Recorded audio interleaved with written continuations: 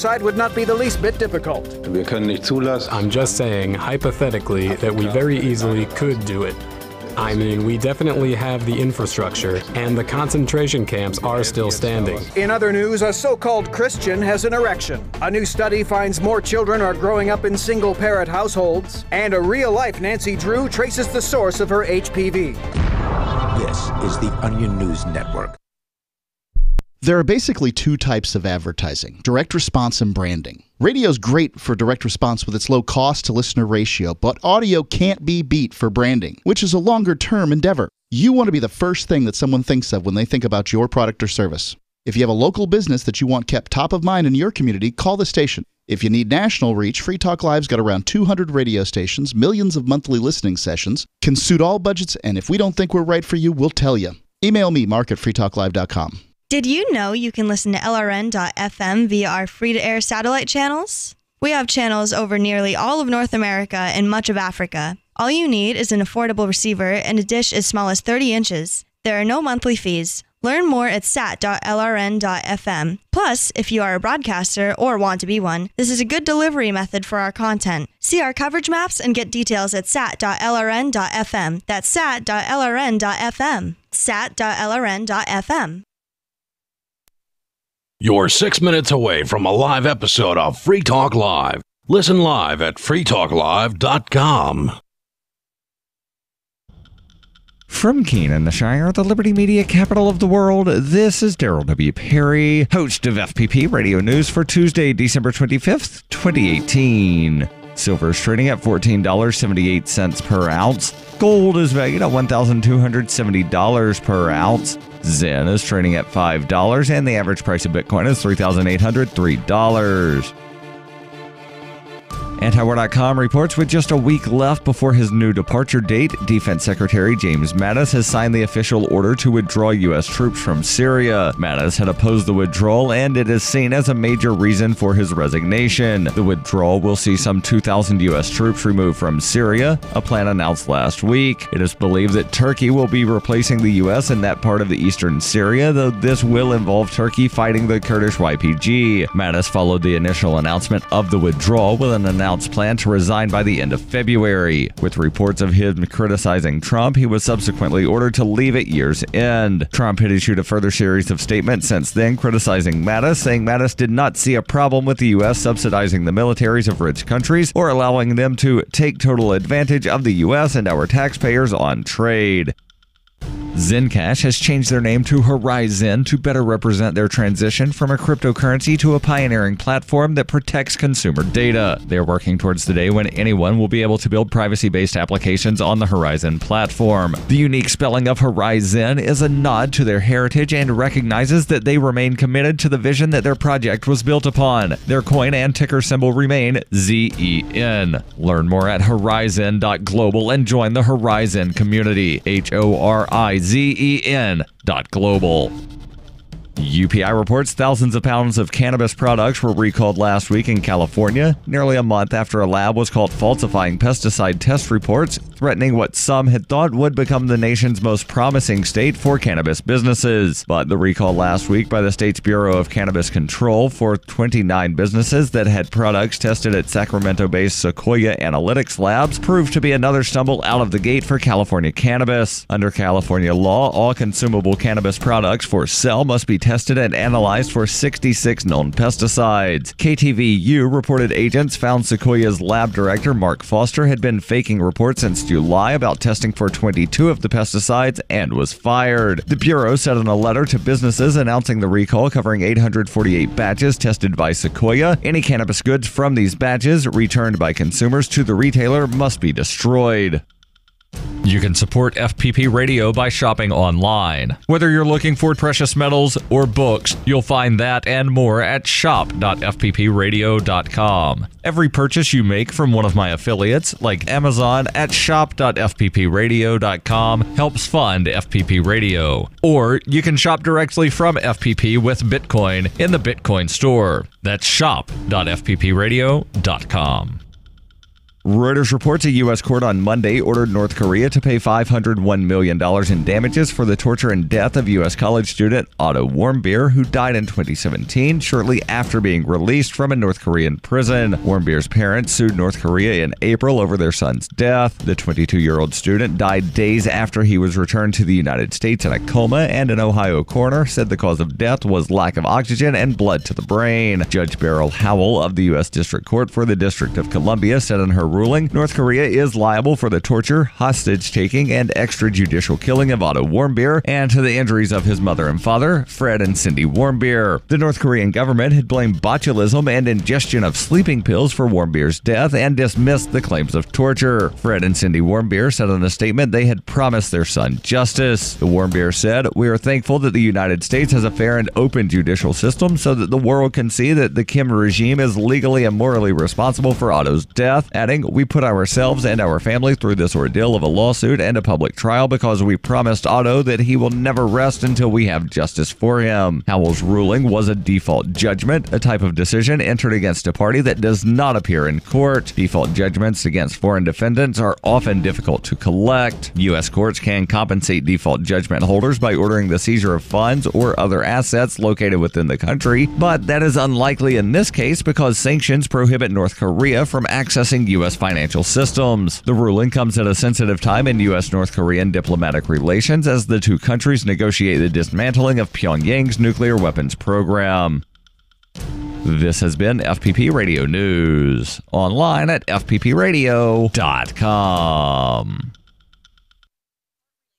NASA announced the discovery of a mile-wide asteroid this week that could potentially trigger a global level of extinction, forcing upscale fashion retailer Nordstrom out of business. Researchers confirm that the celestial object is traveling at speeds exceeding 29,000 miles per hour, threatening to slam into the planet with more than 1 million megatons of force, enough to jeopardize operations at all 117 full-line Nordstrom locations. Unless we can find some way to divert or intercept the asteroid, all 7 billion people on Earth, including all 62,500 Nordstrom employees, may die.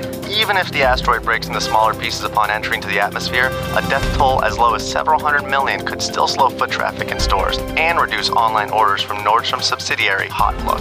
Humanity is surprised it still hasn't figured out an alternative to letting power-hungry assholes decide everything, and a magical office worker is able to turn everything he touches into more work for his colleagues.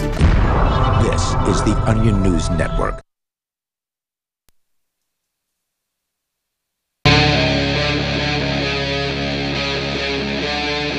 Free Talk Live.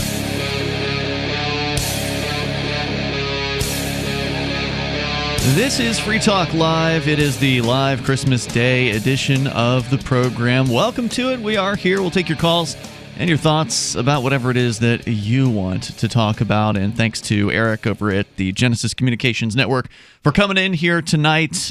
He's our board operator out there who is also working on Christmas, so we can be here on the radio with you. And in the studio tonight, it's me, Ian. Michael.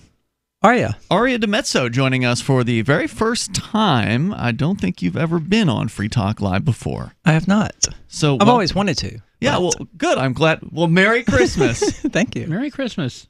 So we made your dreams come true here tonight. And so we just finished up a delicious Christmas dinner. Absolutely lovely Christmas dinner. Thank you, Jackie. Cooked by an atheist. In fact, I bet most of the people in the house right now are atheists. That's probably true. I think you are, right? Okay, I think Kenny and Darlene, who are here, are also, if I'm not mistaken, but I could be mistaken on that one. Anyway, it's been a great Christmas so far. We had our stockings this morning and everything. Jackie went all in, Jackie went nuts with her Christmas presents. I have not had a stocking in any memorable amount of time. So, mine was full of Jack Daniels, so you know. All of them were loaded with alcohol. So if you would like any alcohol, Aria, we have plenty of it on hand here. During the show tonight. So, for listeners who aren't familiar, Aria, you are one of the hosts of Call to Freedom, which we mention that frequently here on Free Talk Live. It's the afternoon drive show that was not on live today, right? Because, well, it's Christmas, and I guess Will Coley, who is a Muslim, took the day off to do other things, I suppose. Do you know what he was doing today? Well, playing Xbox. Okay. I mean, really. Fair enough. That's a good thing to do on Christmas. Fair enough. But I mean, he was spending time with his family. That's so nice. I mean, and you came out and spent time with us. I did. And Call to Freedom's everyday show. It's Monday through Friday. It's on LRN.FM, calltofreedomlive.com. You are there pretty much every single day. Every day. As long as Will. Sometimes when Will's not there, you're there hosting in the main chair. So you've been in New Hampshire now since June? Yeah, late June. Late June? Late June Early of this July. year? Yep. Yeah. Okay. Brand new. Hit the ground Very running. nice. You ran for sheriff. I did. Apparently, a lot of people recognized you from that. You were just talking about that tonight, that people in the area have been saying they remember the fact that you ran. Yeah, it's kind of weird because, I mean, it's like they approach me and they know who I am, and I have no idea who they are. Right. So that's kind of awkward. That's how it works. Where when you're a have public they figure. approached you? On an app called Grinder. Thanks, Ian. Do you want to tell our listeners what Grinder is who might not know? I'm good. They can Google it if they're. I didn't know if you were really going to say curious. like in the grocery store, right? Like that can happen too around here. The more that we're in a small town. I was outside of work one day and had someone recognize me from my rant at Pork Fest from 2017. Really? Yeah, approached me about that. So that was cool. Was it a Free Stater? I don't know. Huh. Yeah, because there are the ones that we don't know. There are a bunch of libertarians. For listeners that don't know, we're all migrants here as part of a movement of libertarians that have concentrated their action in one place. And there are a number of people who've moved to this area who they're just not social people or whatever. Or they don't want to hang out with us or whatever it is. They don't come out and go to our various different public kind of hangout events for libertarians in the area, but they'll pop up every now and then. Like I used to do outreach booths for Free Keene, for Bitcoin, for whatever, the Shire Free Church at the county fair, and every now and then like a couple would come by and they would say, oh yeah, we moved for the Free State Project, we live over here in this town nearby, and they've got like a family or whatever, so I guess it makes sense. It's a little harder to get away and come out to social events when you got a family, but I'm here, I'm like Mr. Antisocial introvert here, and I still come out. You go to everything. I even get on the radio and talk, So I know how important it is to get out and talk to people, meet people, and do that, even though it's kind of a little hard for me sometimes, but you I got to just put get effort out and in. do it. You got to get out of step out of your comfort zone. That's one way to put it, yeah. It's important to do that. That's the only way that you can grow in life, right? Is if you get out of your comfort zone. So, what I was going to say is it's such a small town. We're in Keene, New Hampshire, which is the southwestern corner of the state. It's the county seat of Cheshire County. Population 20-ish thousand people, basically. You add the college students in, you might get up to 24,000, something like that. And not a big city. Yeah, I mean, there's a chance that if you get a profile of some sort, meaning that like you've run for political office, your photo's been in the newspaper, you've been on the news or whatever, there's people who will recognize you in real life, and it's that experience that you were talking about where they'll come up and say something to you, usually positive, and you're like, oh, well, I guess I'm making an impact here because like people remembered, and that's important. True. And you didn't exactly have the biggest campaign or anything like that. I didn't campaign at all. For sheriff, right. Yeah, you were like me. Like, we just basically threw in the hat. Hey, we're here too. Yeah. And I mean, I would do media. So if media, like the newspaper invited me in to do an hour-long interview, I jumped on that. That was actually turned out to be a really good interview. They asked really smart questions, and we got in deep to libertarian voluntarism. Basically, it was like a really great opportunity to talk about liberty from a principled perspective. So I would never turn down media, but I've never like paid for a campaign sign or anything like that. And you kind of did things the same way, but regardless, you did get some press. There were a few articles about the sheriff race that mentioned you, even gave you some choice quotes. Yeah. And the first one was really nice. The union first leader quote one? or the first article. Yeah. Yeah. So that's good. It makes a difference. People out there, even though it feels like we're not getting anywhere, I think we are making a difference here. We're making progress. Yeah, I think so. Slow and steady. So there's a lot of stuff to talk about. Let's keep things a little close to home here. This story I've actually had in my news show prep for a couple of weeks, and it's so hilarious and so wonderful. The story's from Boston.com. It's perfect story to open up a Christmas edition of Free Talk Live. Here's why a Vermont man put up a giant illuminated middle finger sculpture on his front lawn. For drivers traveling on northwestern Vermont's Route 128 through Westford, it'd be hard not to notice a rather outsized, impolite gesture. But don't worry, Ted Pelkey says the 700-pound wooden middle finger sculpture on his front lawn isn't for them.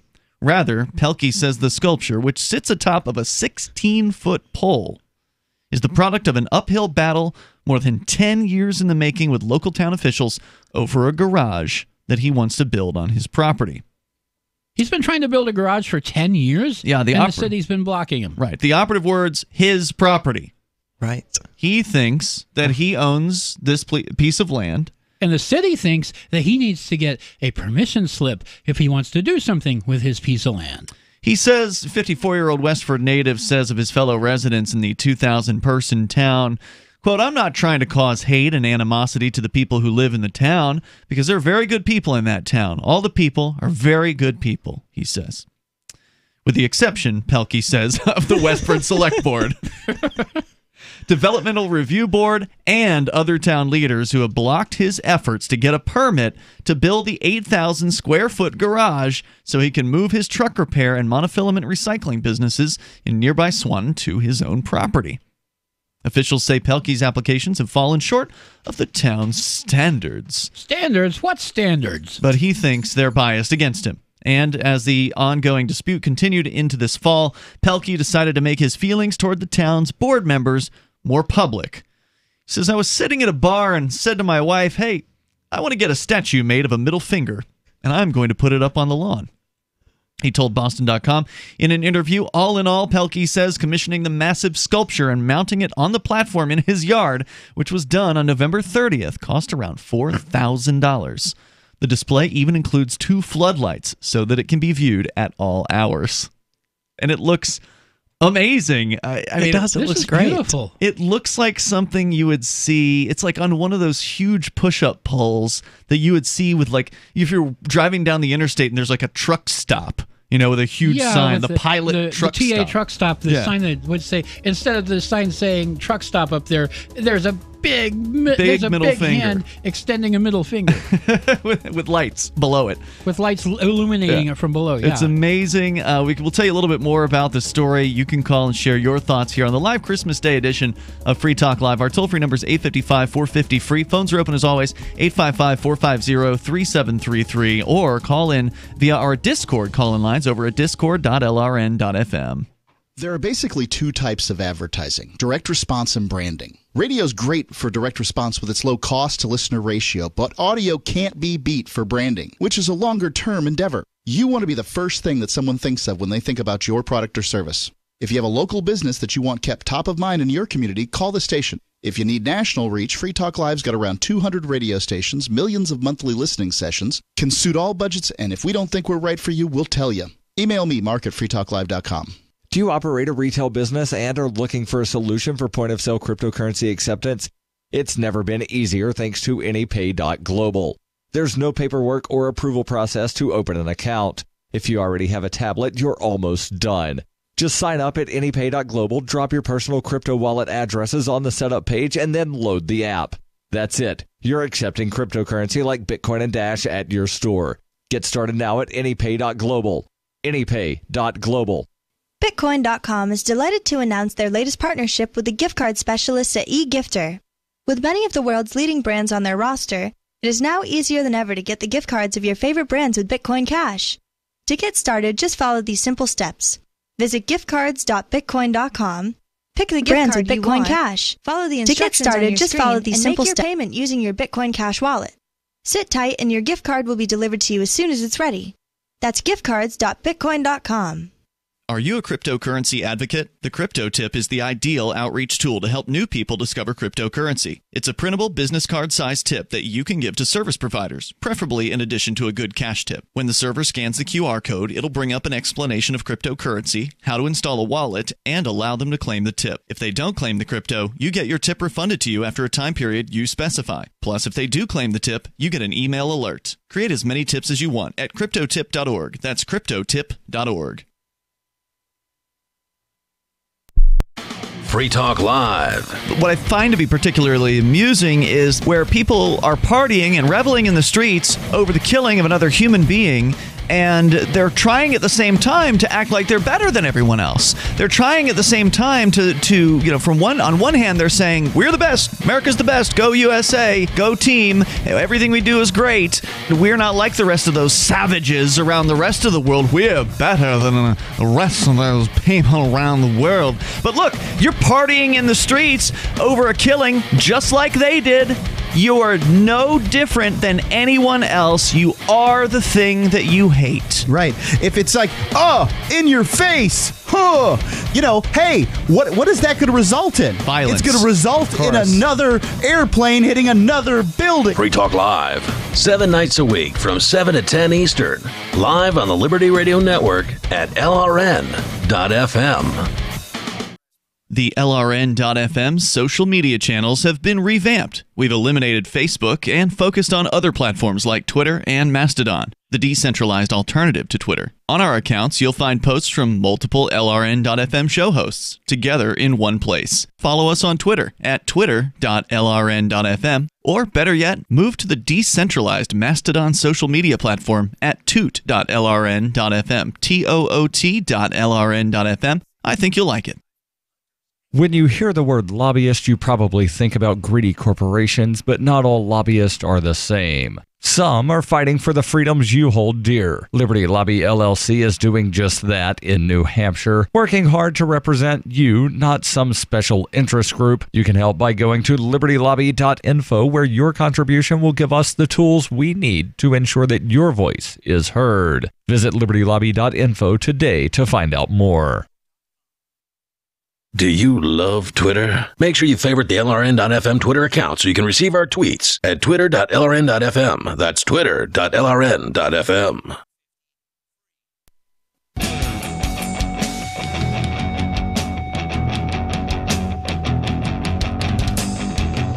Hey, it's Free Talk Live. It's the Christmas Day edition of the program. This hour brought to you by Bitcoin.com, by the way. Right now, Bitcoin, what about $3,800, I think, dollars per Bitcoin at the moment. Compared to last year, of course, it's but a fraction of what it was this time last year. But overall, that just means it's a good time to buy. That's what I'm saying. It's a good time to buy. It may very well be. At the very least, it's a good time to learn about it.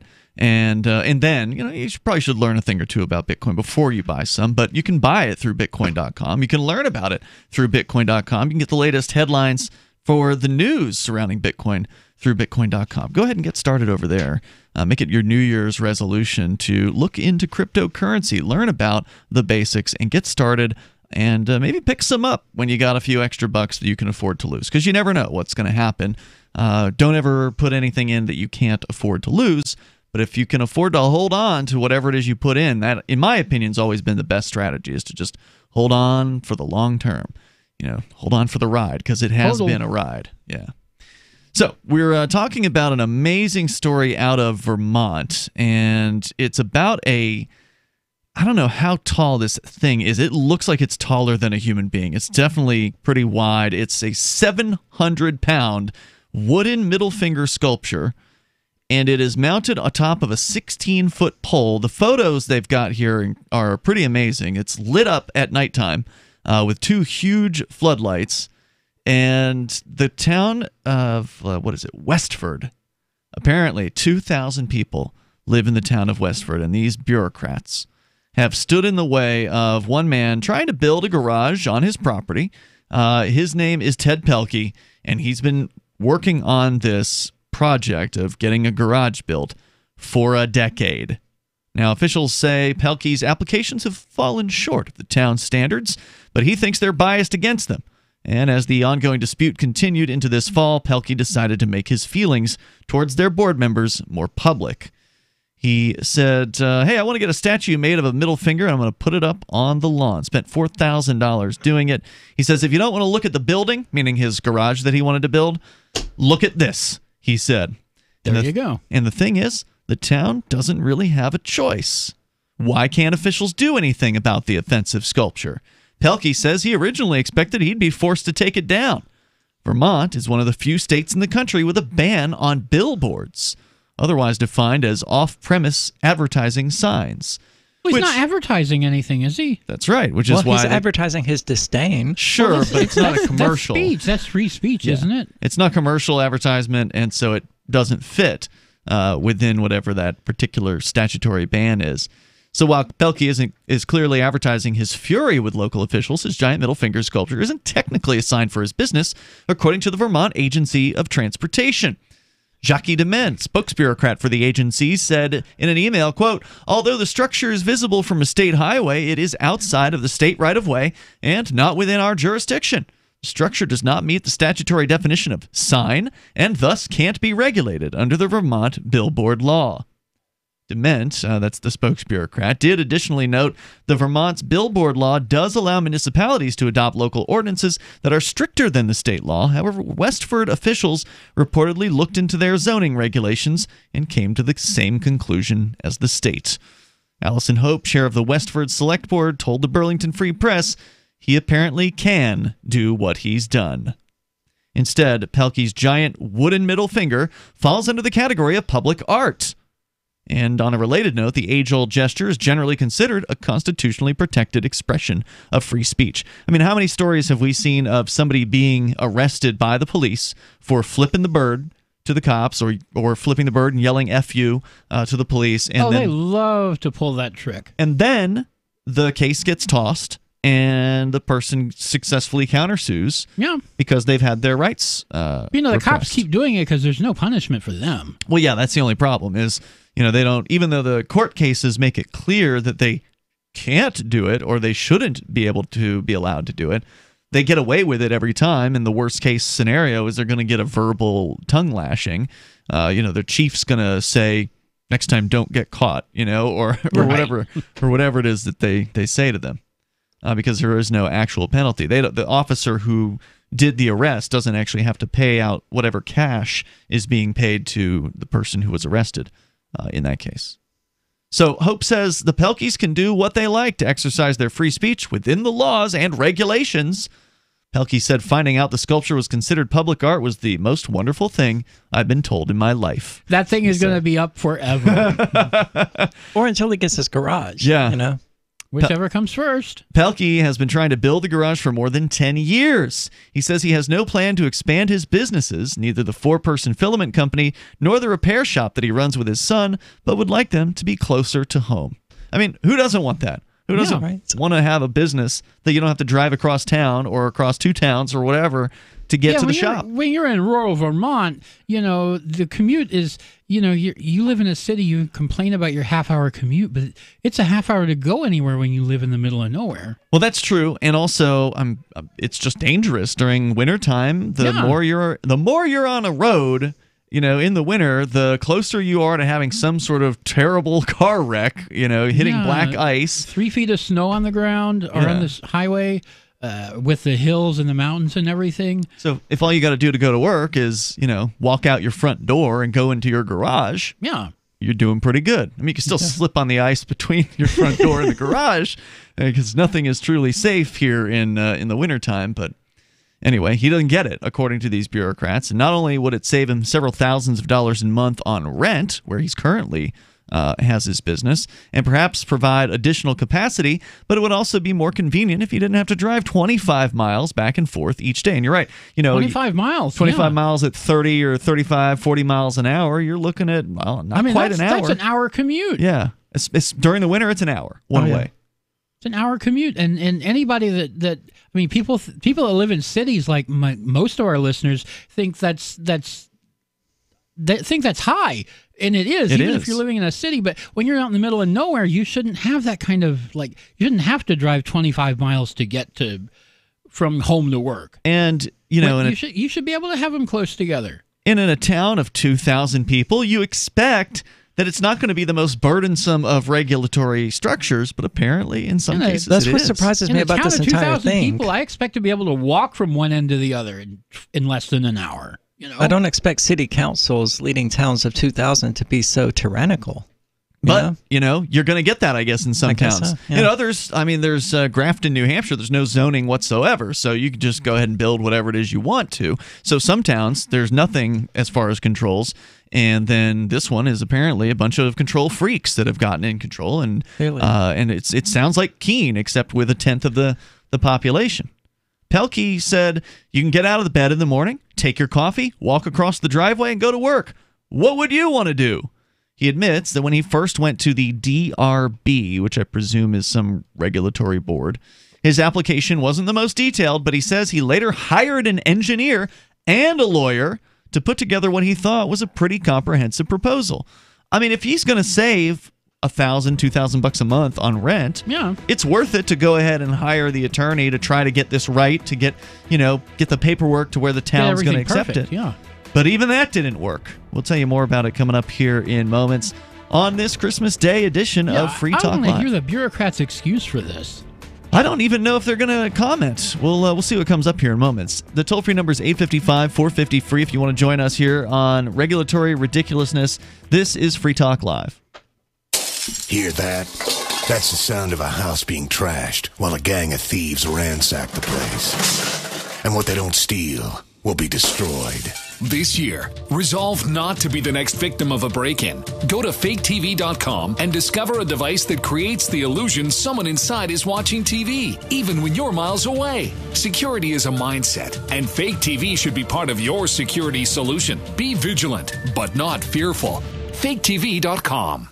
Silver has always been nature's very own antibiotic, and only one system allows you to produce an endless supply of nano-sized silver solutions right from the convenience of your home. Silver Lungs. With the addition of our unique lung delivery system, respiratory infections are targeted directly, where traditional oral administration simply cannot reach. This pioneering method also preserves the original particle sizes and delivers your silver solution directly into the bloodstream. See the Silver Lungs generator and lung delivery system at silverlungs.com. That's silverlungs.com.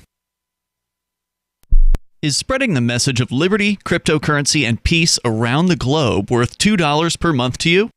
As you may already know, in addition to our internet feed, LRN.FM broadcasts on free-to-air satellite across North and Central America, as well as Sub-Saharan Africa. And we've been available on satellite for free 24/7 since 2010. The LRN.FM free-to-air satellite signal is reaching some of the most oppressive regimes in the world, and there's no doubt our ideas are making an impact. You can learn more about the channel's impact by watching the 3-minute video at fund.lrn.fm. If you'd like to help free minds globally with our ideas of liberty, cryptocurrency, and peace, you can donate as little as $2 per month via fund.lrn.fm. You can help us continue and expand our satellite broadcast to multiple continents. Visit fund.lrn.fm today, and thank you for your help. Don't forget to share the link on social media. That's fund.lrn.fm. Are you a cryptocurrency advocate? The Crypto Tip is the ideal outreach tool to help new people discover cryptocurrency. It's a printable business card-sized tip that you can give to service providers, preferably in addition to a good cash tip. When the server scans the QR code, it'll bring up an explanation of cryptocurrency, how to install a wallet, and allow them to claim the tip. If they don't claim the crypto, you get your tip refunded to you after a time period you specify. Plus, if they do claim the tip, you get an email alert. Create as many tips as you want at cryptotip.org. That's cryptotip.org. Did you know we've taken our LRN.FM telephone listen line to a new level with the LRN.FM audio on demand line? Now you can call 712-770-8447 anytime and listen to LRN.FM's live feed. And you can listen to a bunch of our original shows on demand. Long distance fees may apply. Just dial 712-770-8447 and choose from the menu. 712-770-8447. Hi, I'm Derek J. To me, an activist's calling is to actively work to advance a cause. The cause for which I work is personal freedom. I believe my life is best when I engage in voluntary interactions and self-government. I reject the idea that anyone else has a higher claim to my life or my body than I do. I see people who call themselves the government as a threat to my personal freedom. I realize you may feel differently, but my relationship with the people who call themselves the government is completely involuntary. If Starbucks used some of its money to drop bombs, I wouldn't shop there. So why would I support the American empire? The Empire does not require my consent. Derek J's Victimless Crime Spree. Watch it for free and order the Director's Cut DVD at victimlesscrimespree.com. That's victimlesscrimespree.com. You can put the Liberty Radio Network on the air in your area. Visit broadcast.lrn.fm to learn how. Broadcast.lrn.fm.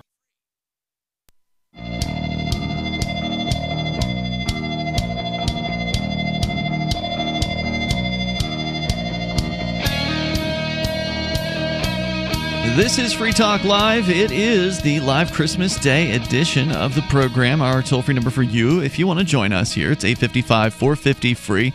We're talking about a heartwarming holiday story about a middle finger, a giant F-U to the town government in Vermont, the town of, what is it, Westford? Yeah, Westford.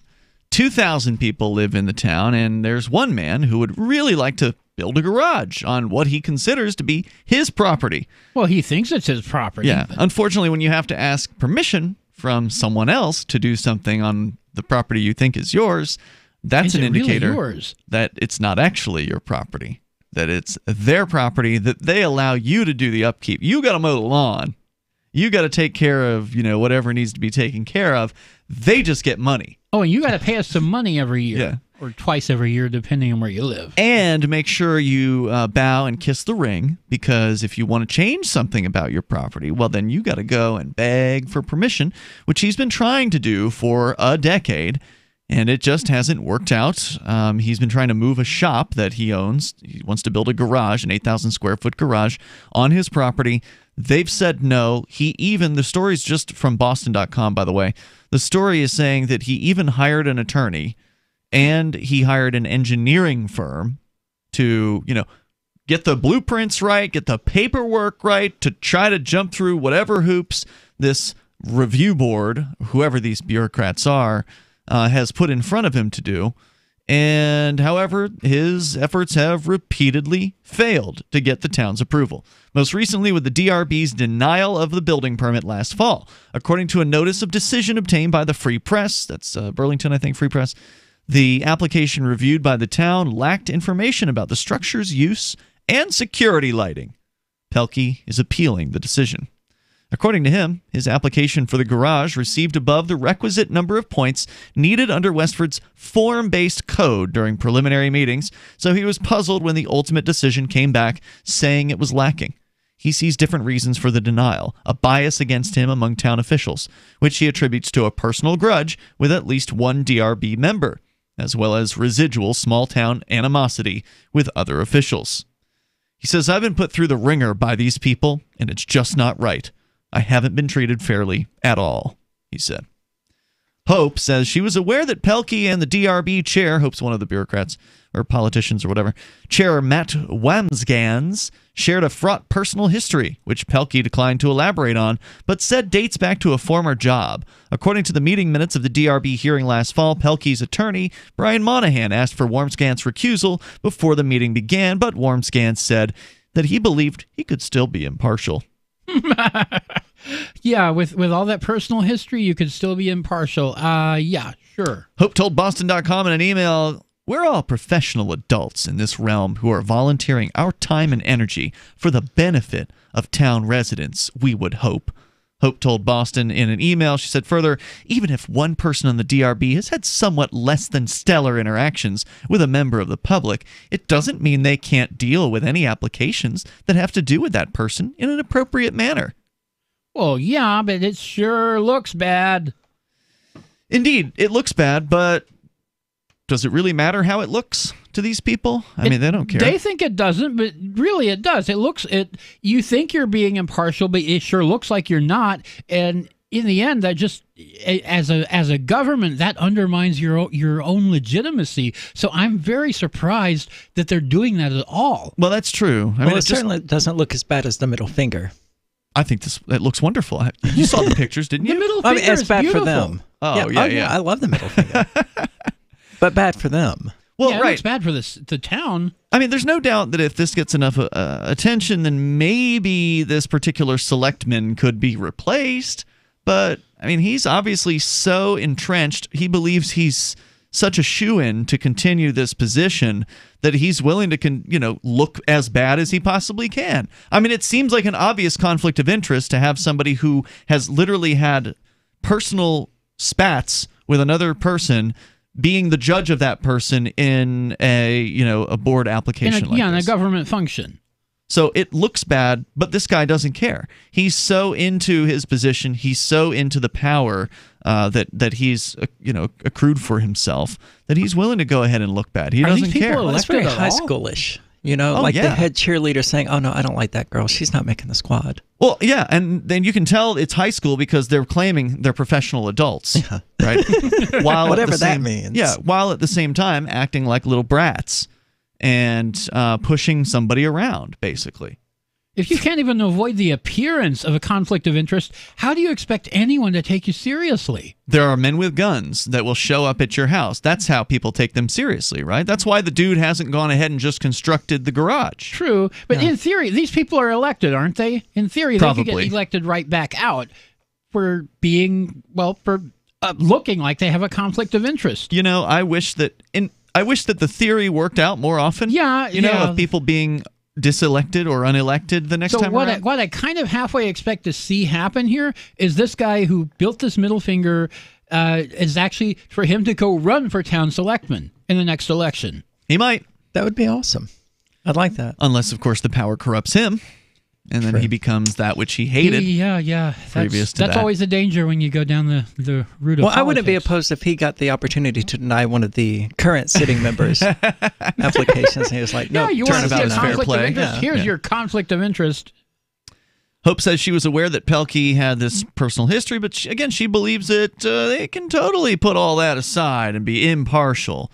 She and the two other select board members all joined the volunteer panel within the last 2 years, so apparently it's not even an elected position. They just volunteered for these positions. How does that work? Well, it's not uncommon. The state says we have power, and people go, ooh I want some of that. Well, right. Of course this attracts the people who want to control others, right? This is the review board. This is the people that look at applications. That's the job description, isn't it? You get to decide what people do with their property. Yeah, I guess people would volunteer for that all day long, but how is that not an elected or appointed or something? It's appointed. Somebody is. So what's happening here? It's probably like Keene. So in Keene, there's several boards that the city has, committees and such, and there are frequently openings on these boards, and they want people to show up and say they're interested in being on the board, and then the mayor will say, okay, Aria, you're on this board, and then you get on the board. And how long that term lasts for, I don't know. Maybe it's a year, maybe it's 2 or 3 or whatever. But there's a lot of these appointed volunteer boards, at least up here in New England. Okay, I see where you're going now. So, again, attracting those who wish to control others, that's what happens here. Hope says, from my own personal perspective, and what I've seen, heard, read, the town board and staff have been professional and appropriate toward the Pelkeys, almost to a fault, she said. That behavior is not always reciprocated, but we continue to make decisions in a professional and equitable manner nonetheless. She says she's tried to treat Pelkey's application as they would for any other resident, even if her understanding is that he's dealt with the town employees and volunteer boards with, quote, animosity and threatening language in the past. See, they're trying to make Pelkey look like the bad guy. They're trying to make him look bad. Right? He's the one who's out of control. He is losing it. He's being rude. He's going off on the boot that's on his neck. Yeah, and we are just trying to lightly put the boot on his neck. And why does he have to complain so much? We're not crushing him to death. We're just taking a little wind out of his sails. Choking him lightly. Yeah. Toll-free number tonight, if you want to join us here, it's 855-450 free. Let's go to Mark in Arizona, listening to K-Talks. Hello, Mark. Hey, you know what? You guys are getting cut off out here. They're cutting your hours off out here. Oh, no. Why? The local talk guy, Michael, he runs everything at K-Talks. He's cutting you guys out, man. He's taking over your section of the day. So they've got a local host who's coming in? Right. Well, he had an hour, then he had 2 hours. Now he's going to have 3 hours. Well, He's that's taken over probably the Bumper. right programming move to make generally for a talk radio station, is to put somebody who's local on. But here's what I would suggest, Mark. I agree. If you Ian, want, hang on. agree I know you were calling completely. about something else. We can bring it back here. Here's what I would suggest. Just call and talk to the program director there at the station and tell him, hey, you like hearing local shows, but you also still want to hear Free Talk Live. And they can always move us, put us in a different time slot. We're flexible like that. We're coming up. Bitcoin.com is delighted to announce their latest partnership with the gift card specialists at eGifter. With many of the world's leading brands on their roster, it is now easier than ever to get the gift cards of your favorite brands with Bitcoin Cash. To get started, just follow these simple steps. Visit giftcards.bitcoin.com, pick the gift card you want, follow the instructions on your screen, and make your payment using your Bitcoin Cash wallet. Sit tight and your gift card will be delivered to you as soon as it's ready. That's giftcards.bitcoin.com. You want to know the 37 items you must have to survive a crisis? Then I've got some good news for you. Former CIA officer and New York Times best-selling author Jason Hansen is now giving listeners a free copy of his book, The Escape Bag Blueprint, 37 Items You Must Have to Survive a Crisis. You can claim your copy at freeescapebook.com. Don't delay. Jason reveals the guns, knives, flashlights, and water filters that could save your life in an economic collapse or grid-down event. Get your free book today, freeescapebook.com. freeescapebook.com. Marijuana has unleashed a green gold rush across our nation. It's creating $10.8 billion in new wealth a year. And every day, it's transforming more and more Americans into millionaires. In an historic event, former Speaker of the House John Boehner reveals how you could become one of them. Join him online for the American Cannabis Summit. Attendance is 100% free, but space is limited. Join online at www.acs2018.com. This event is the first of its kind ever. John Boehner and an esteemed panel will reveal which cannabis stocks are primed to deliver life-changing windfalls in the weeks and months ahead. Plus, they will show you how to become a cannabis angel investor, backing the hottest startups before they potentially become worth billions of dollars. Join American Cannabis Summit online at acs2018.com. Attendance is free. That's acs2018.com. On Free Talk Live, we're bringing people to the ideas of liberty every day. From wrestling superstars like Glenn Jacobs. You guys really are having an impact, I believe. Like I said, a lot of where I am now is due to listening to Free Talk Live. You changed my mind on some very important issues years ago. To random people tuning in on the radio. I was kind of stuck in the left-right paradigm. I heard your show by chance on a Saturday night.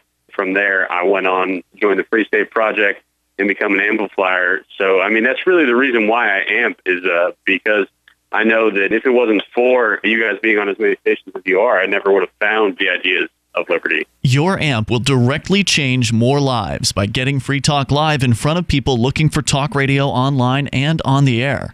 When you amp Free Talk Live, you get perks like access to the AMP-only Facebook group and AMP podcast. Visit amp.freetalklive.com. If you want to know the latest about Free Talk Live before we go on the air, all you need to decide is how you want it delivered. It's your choice. Visit news.freetalklive.com. You can get emailed announcements and participate in contests via our email updates list. Plus, we have a Twitter account that you can follow and a Facebook page where you can become a fan. So visit news.freetalklive.com to get news about Free Talk Live as soon as it's announced and the way you want it delivered at news.freetalklive.com. That's news.freetalklive.com. My name is Jacob Hornberger. I'm president of the Future of Freedom Foundation, which Congressman Ron Paul awarded for having an outstanding freedom website. Write us at fff@fff.org, and we'll send you a free 3-month subscription to our monthly journal of libertarian essays and our booklet, Economic Liberty in the Constitution, which George Mason University economics professor Walter Williams praised in a recent column. That's fff@fff.org. Help get LRN.FM into more ears. Visit promote.lrn.fm for a free bumper sticker, flyers, banners, graphics, and more. Promote.lrn.fm.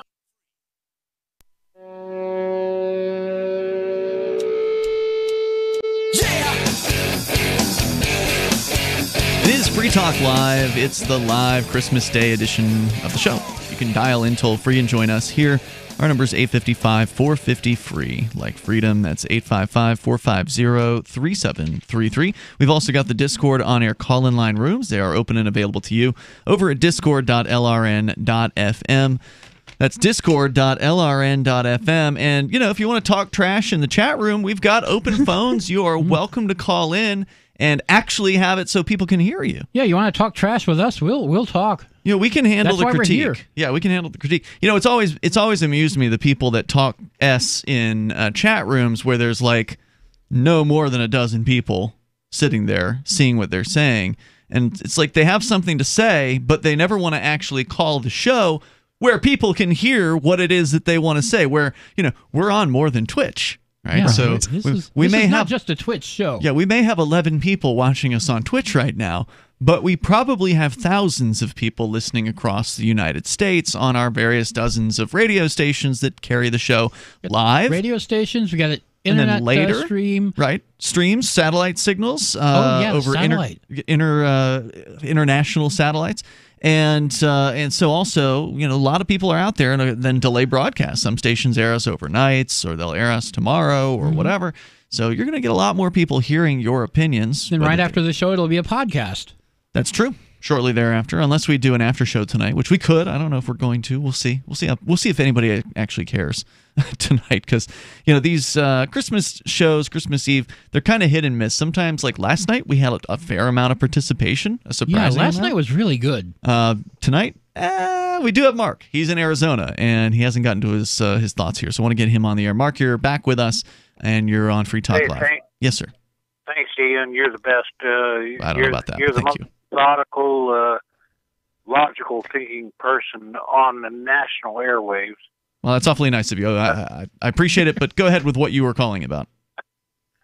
The fact is, K-Talks, they're getting ice hockey from Vegas, and the local guy, and I agree with you, I'll take local talk radio over national talk radio any day. Because you get to learn about the city council, county supervisors, all the people ripping us off. Yep. And let me tell you something. You were talking about... As long as the local, before you go on, as long as the local guy isn't filleting the city council, because there's a lot of talk show hosts that do that stuff where they'll never ask a tough question. They'll never, rattle the cage. Right. Nope, you're right, because they want to get them on and the mayor on and the governor on and everybody else. So I understand that, but when it cuts down to it, you and I and everybody in your studio there and everybody out here, we don't own a damn thing. Let me tell you why. I can give you an example. If you don't pay your property taxes on your house or your property or your lot or whatever, what happens? They are going to steal it from you. Well, it's not even stealing because it's technically theirs. It's just like a rental relationship. You pay your property taxes. And if you don't pay the registration on your car, what happens? They'll take it from you. Yep. Right. So what do you own? What do you outright own that nobody can take away from you? Not much. Sorry, this isn't called a freedom. You can say whatever you want here. Okay, perfect. Just not the 7 words. Come on. What do you really own? What do you say? Hey, I want to put up a flag. I want to paint my house this color. I want to do this. What do you own? Yeah, it's a great question. I mean, you could argue that you own yourself, but even then, they'll still put you in a cage if you have a plant that they don't like. Yeah. Well, sure. The IRS threw what's his name, Wesley Snipes, in jail, right, for not paying his taxes. They did. They sure did. They sure did, yeah. And Martha Stewart was thrown in jail for 6 months for lying to them. Right. They can lie to you, but you can't lie to them. Right. And Donald Trump's own personal attorney, his office was raided. He was arrested. And where does that put Donald Trump? Well, I mean, Donald Trump's still the president, so he's probably not at any real serious risk of anything happening to him. Really? Well, you say that to Nixon. Well, what really happened to Nixon? He retired and lived the rest of his life in security and peace and wealth. Right. Like any he resigned parasite. because he was going to be prosecuted. That's Well, I true. mean, yeah, but I mean, he still got paid. He still got, the Secret Service's protection. He still got all the benefits of being president without actually having any of the quote-unquote responsibility. As a matter of fact, it sounds I like went an to early the retirement to me. Excuse me, sir. As a matter of fact, I went to the Nixon Library in Yorba Linda, California, probably 25 years ago, and there was a handwritten letter in that museum where he wrote that he did no longer need Secret Service protection of any kind. It would save the American taxpayer millions of dollars a year, and he declined it. And I saw the written letter, his own handwriting. So we're way off track. We're way off track. What I'm saying is that none of us own anything. They're going to take it away from you if you don't pay this tax or that fee or this registration fee or that whatever. Yeah, it's true.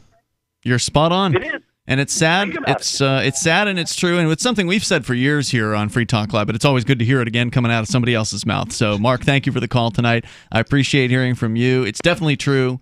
You only have what they allow you to have.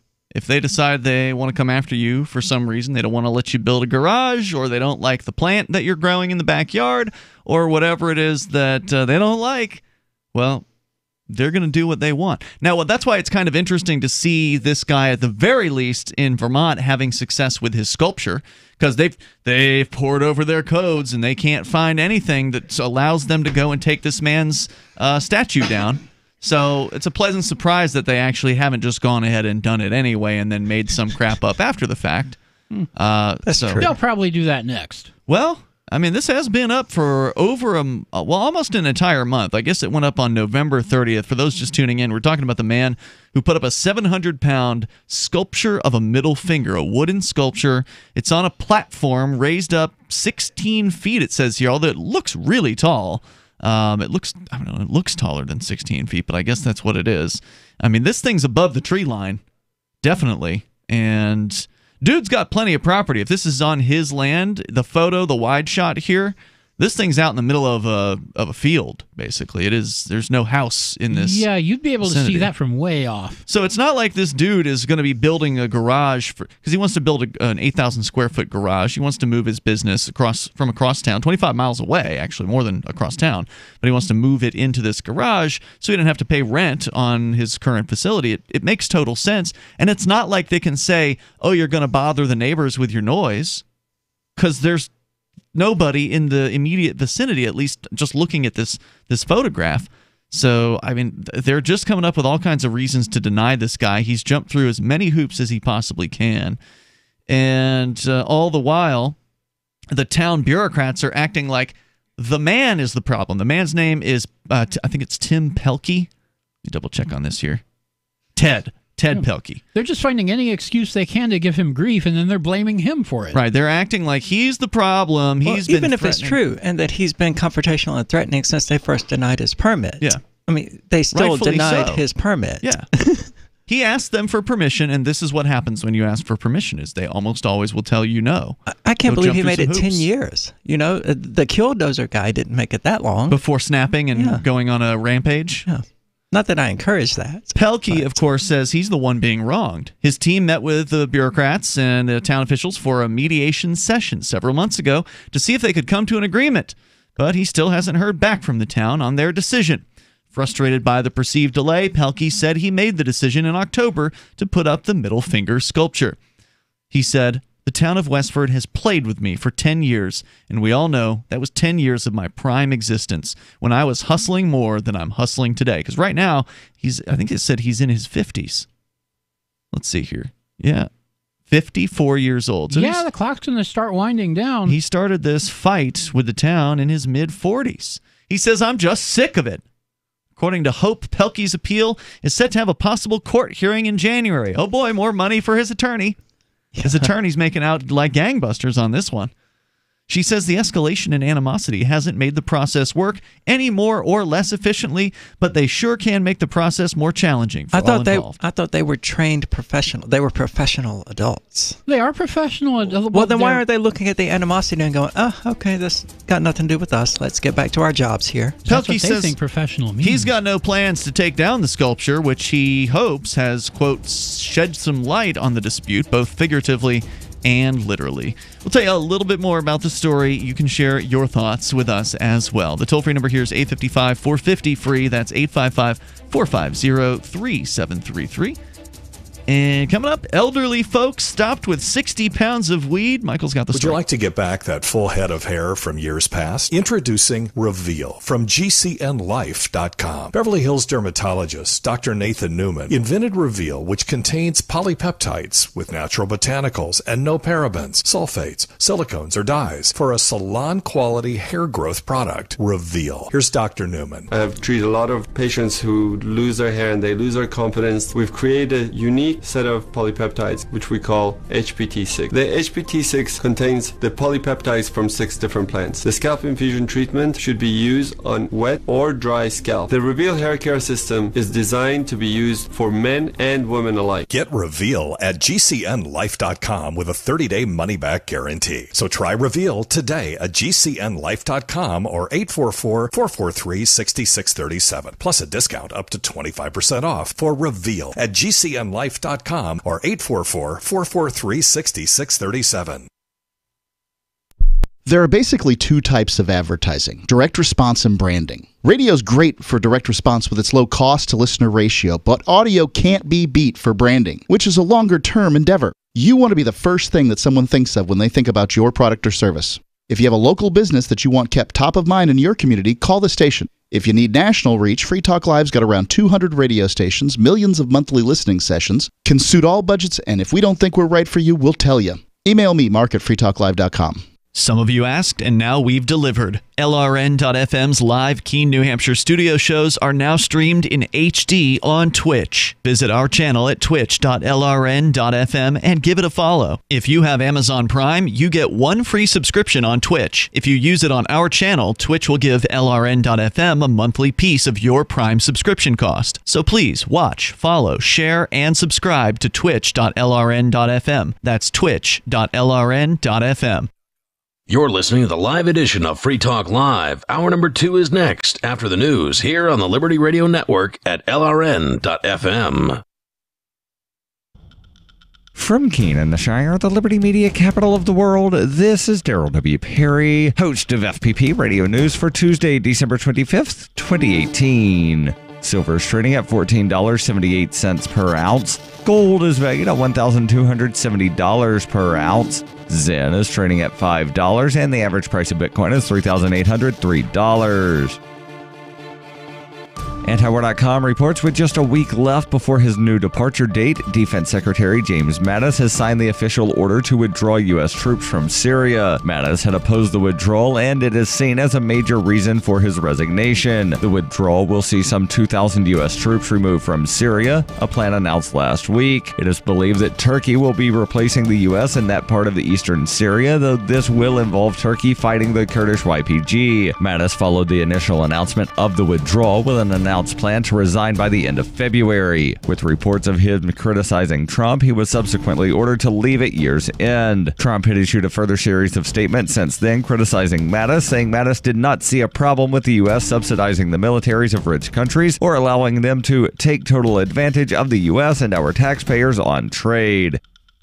Zencash has changed their name to Horizon to better represent their transition from a cryptocurrency to a pioneering platform that protects consumer data. They are working towards the day when anyone will be able to build privacy-based applications on the Horizon platform. The unique spelling of Horizon is a nod to their heritage and recognizes that they remain committed to the vision that their project was built upon. Their coin and ticker symbol remain ZEN. Learn more at horizon.global and join the Horizon community. HORIZEN.global.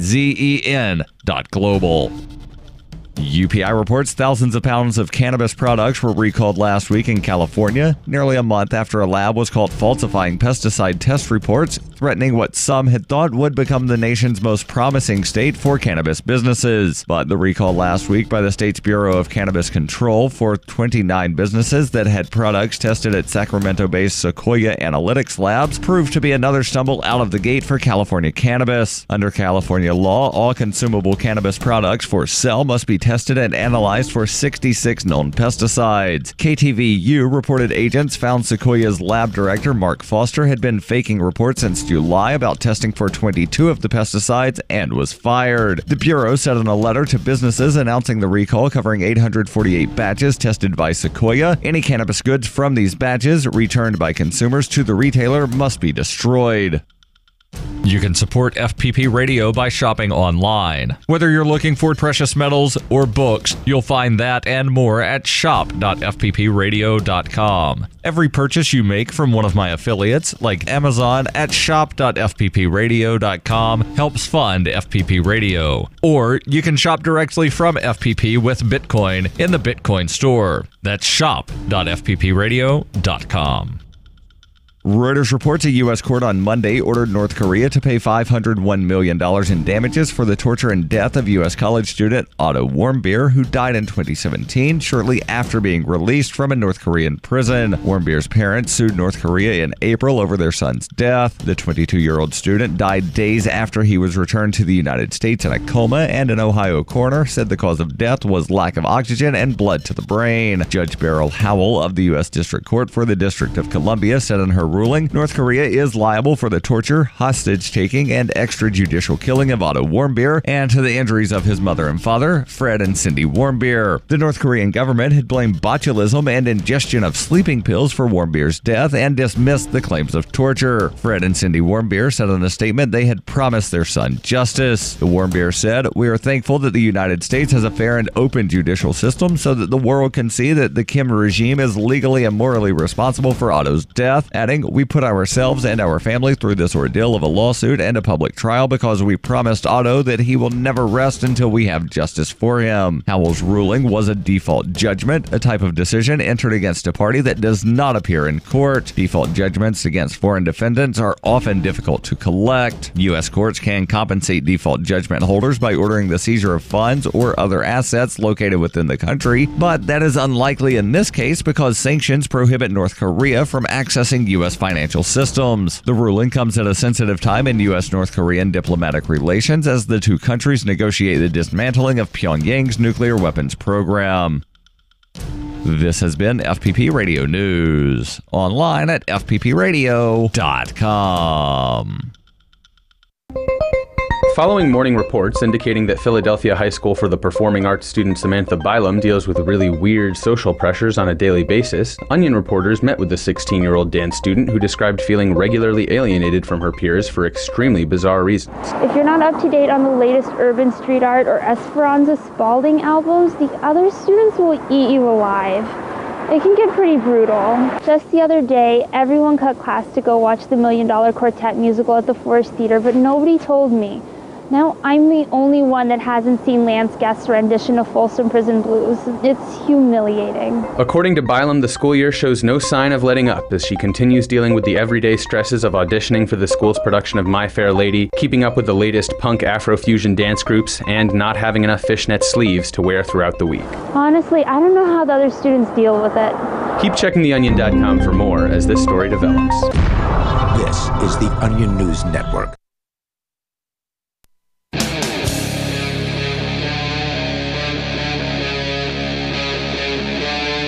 Free Talk Live.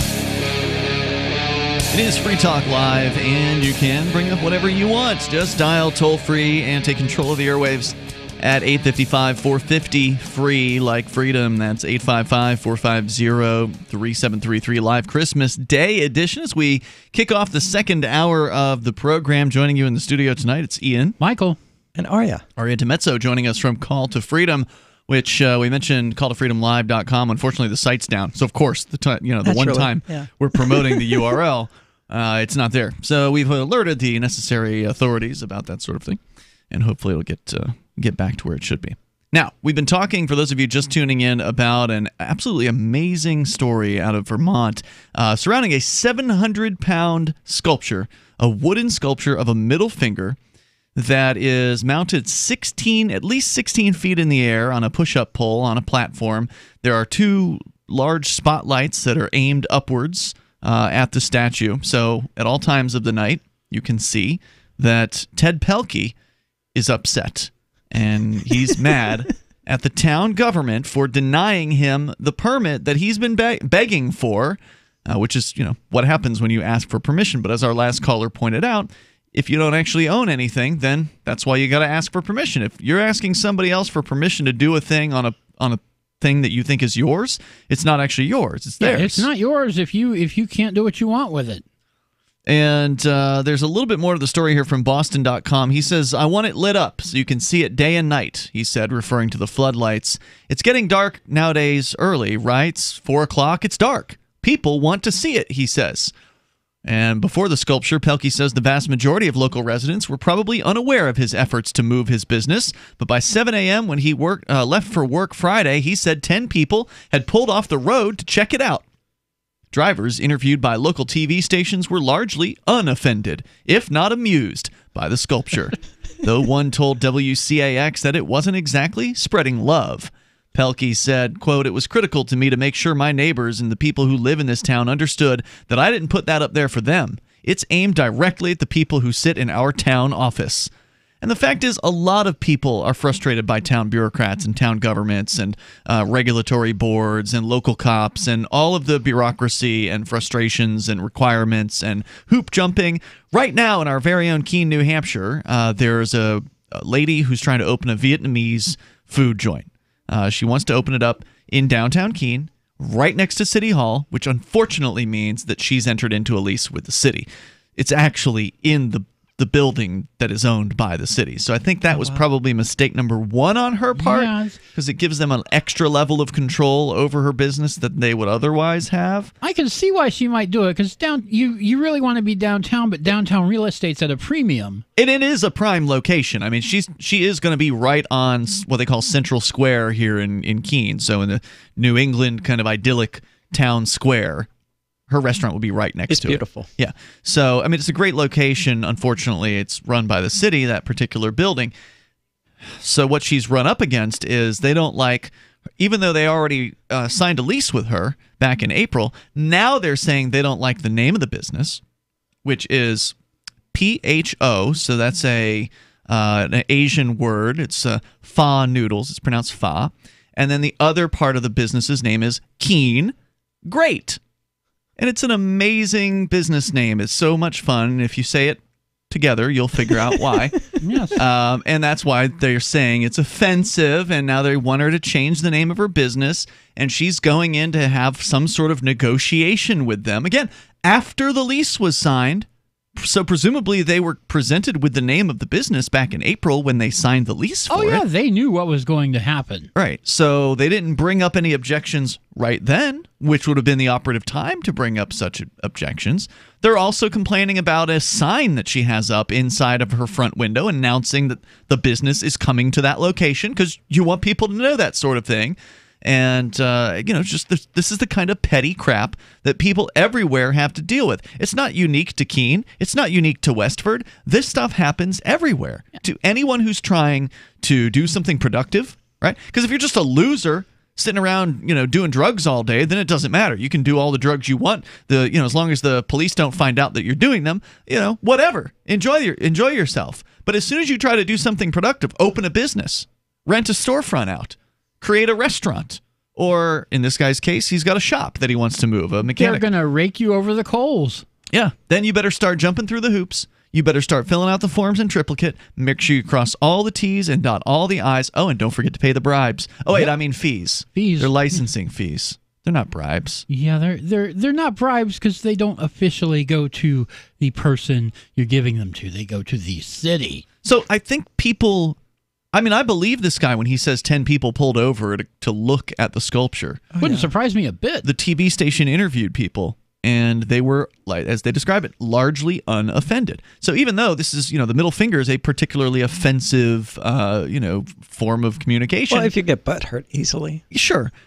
But people love this. They think it's great. They love it when people stick it to the man. Unfortunately, there's a pervasive belief that you just can't fight City Hall. So there's a lot of people out there who they like the kind of things that we do. They like it when you run for sheriff, Aria. They like it when, civil disobedience happens. But they can't really join you. They're afraid to join you because a lot of them run businesses. Well, and they don't worried. have to join you, no. They can do background support. Join us in the ballot room when nobody is watching, that sort of thing. Yeah, I mean, they can do that. You don't. But have that's to why be... we're there, is to be the public figures that get publicly crucified and spat upon. Right. Which is what fine. we do. We love it. it. I'm okay with it. Bring it on. I can take the arrows. It's all right. I'm used to it.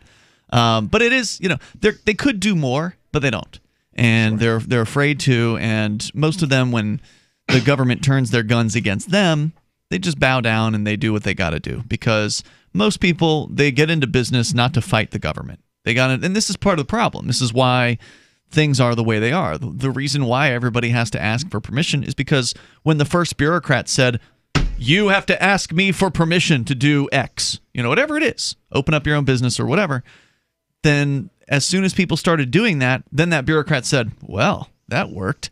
Now you have to do this. Now you have to pay me. Now you have to bow down. Now you have to, do all these things that they just keep piling on and piling on. And there's just, before you know it, it's an overwhelming rigmarole of stuff that you have to, all these hoops you've got to jump through in order to just try to make a living, in order to do something besides be an employee. Because again, it's easy to take the easy way out, right? Just go work for somebody. Okay. Yeah. Now you're clocking in at 8 a.m., you're clocking out at 5, you maybe get a little time to clean the house on the weekend before you're right back at it earning money for somebody else. But as soon as you want to bust out of the rat race and actually start doing your own thing, good luck. Now you got to appease to these bureaucrats. You got to do whatever it is that they tell you to. And then if they want to change the rules later, you got to do what they say then. And if you don't do it, then they come after you with men with guns. And it's terrible, but that's the status quo. That's what we have. And how do we change that? Is it really running for political office? Yeah. Guillotines. Yeah, yellow vests. I don't know about that, but guillotines. You think guillotines would solve the yellow problem? Yellow vests and guilotines. If we had enough people, guillotine. Well, if we had enough people, guillotines would solve the problem. We don't. Enough people with guillotines?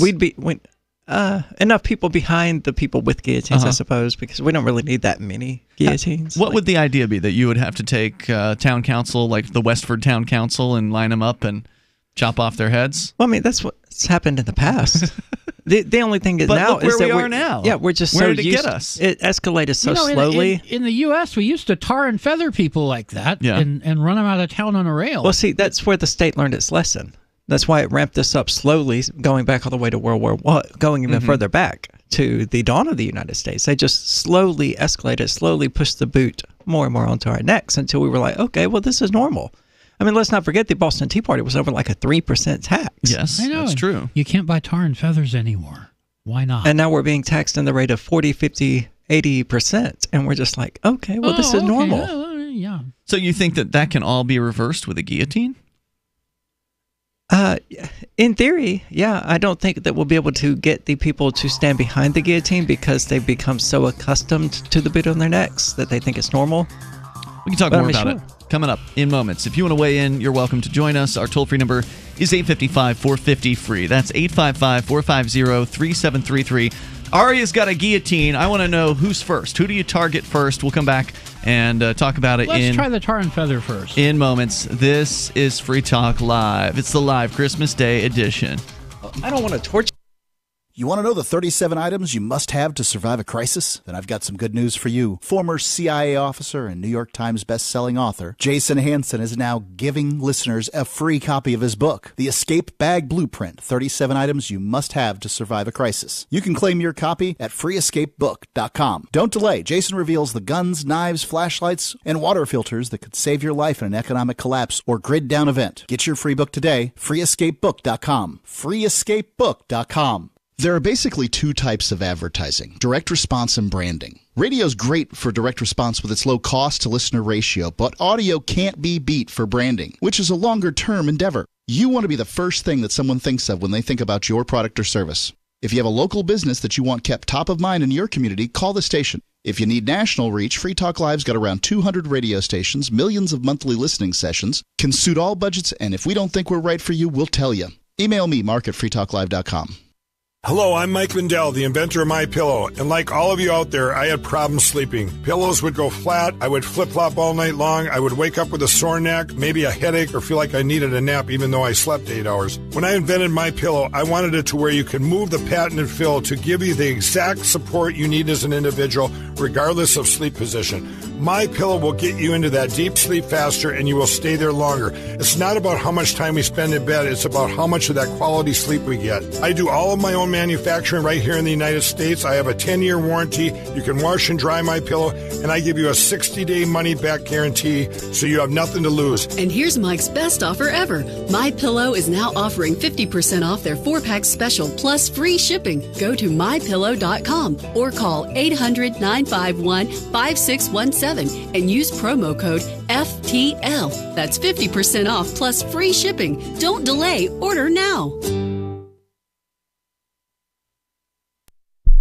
The Free State Project has reached its goal of 20,000 liberty lovers who've pledged to move to New Hampshire and get active to achieve liberty in our lifetime. Perhaps you're trying to figure out what part of New Hampshire should be your destination. If so, consider Keene. You'll find more than 150 reasons to move to Keene at move.freekeene.com. Keene is famous for its historic, publicity-generating activism, as well as being the liberty media capital of the world. It's home to freekeene.com, New Hampshire's destination for liberty activism, news, and opinion. For years, we've been compiling over 150 reasons to move to Keene at move.freekeene.com, where you'll learn about some of what's happening here and what makes Keene a great place to live. If you love liberty, you'll probably enjoy anywhere you end up in the Shire. But do your due diligence first. Please visit move.freekeene.com for the full list of over 150 reasons to move to Keene. That's move.freekeene.com. So you've heard all 3 hours of the latest episode of Free Talk Live, and you're still hungry for liberty-oriented audio content? Did you know that we have another 24/7 audio stream at LRN.FM? The Liberty Radio Network airs the latest episodes of some of the best liberty-oriented podcasts on the internet around the clock. In addition to recorded content, you'll also hear live shows like Free Talk Live, originating from our Keene, New Hampshire studio. So listen anytime at LRN.FM. That's LRN.FM. This Your Family Today tip is brought to you by Stouffer's, helping bring your family together with wholesome dinner options, even on the busiest of nights. Find dinner table ideas to bring your family together at letsfixdinner.com. To get kids involved in dinnertime conversation, ask specific questions, not broad ones. Instead of what happened today at school, try what was the best thing that happened today. The more specific you are, the more they'll have to say. For more tips like these, visit us at parenthood.com/yourfamilytoday. Some of our live shows are streamed in HD on Twitch. Please follow and share at twitch.lrn.fm. That's twitch.lrn.fm.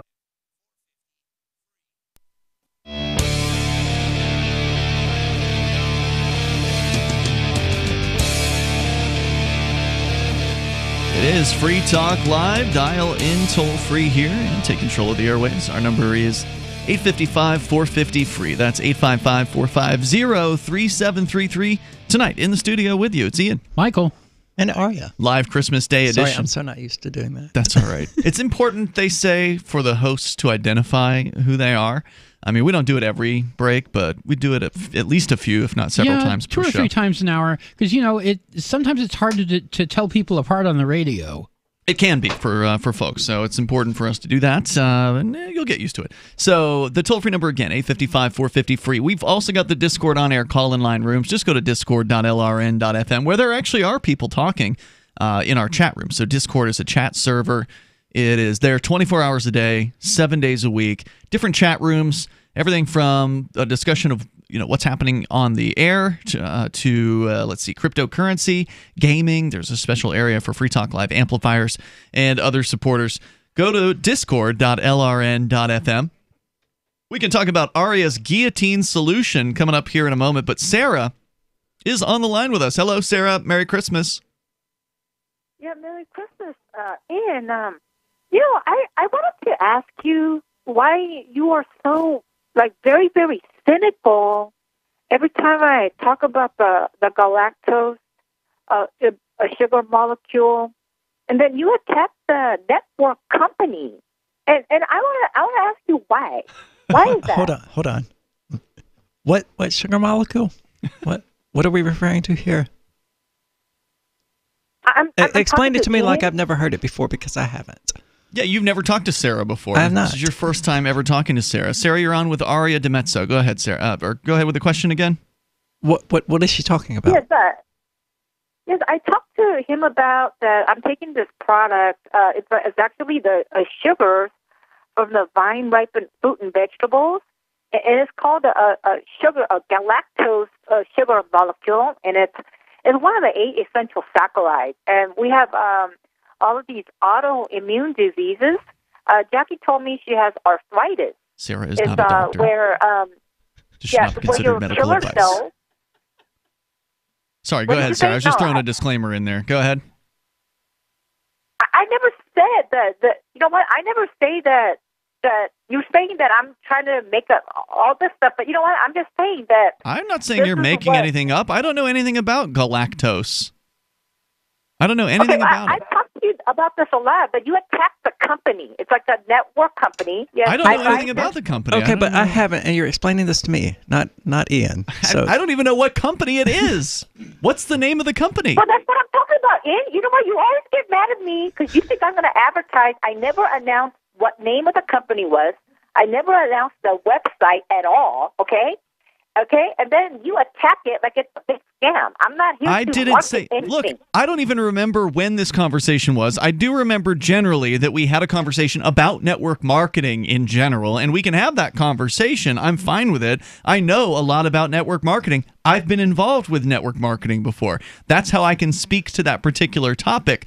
I don't even know what the company is in this case. I don't think every company involved in network marketing is inherently bad.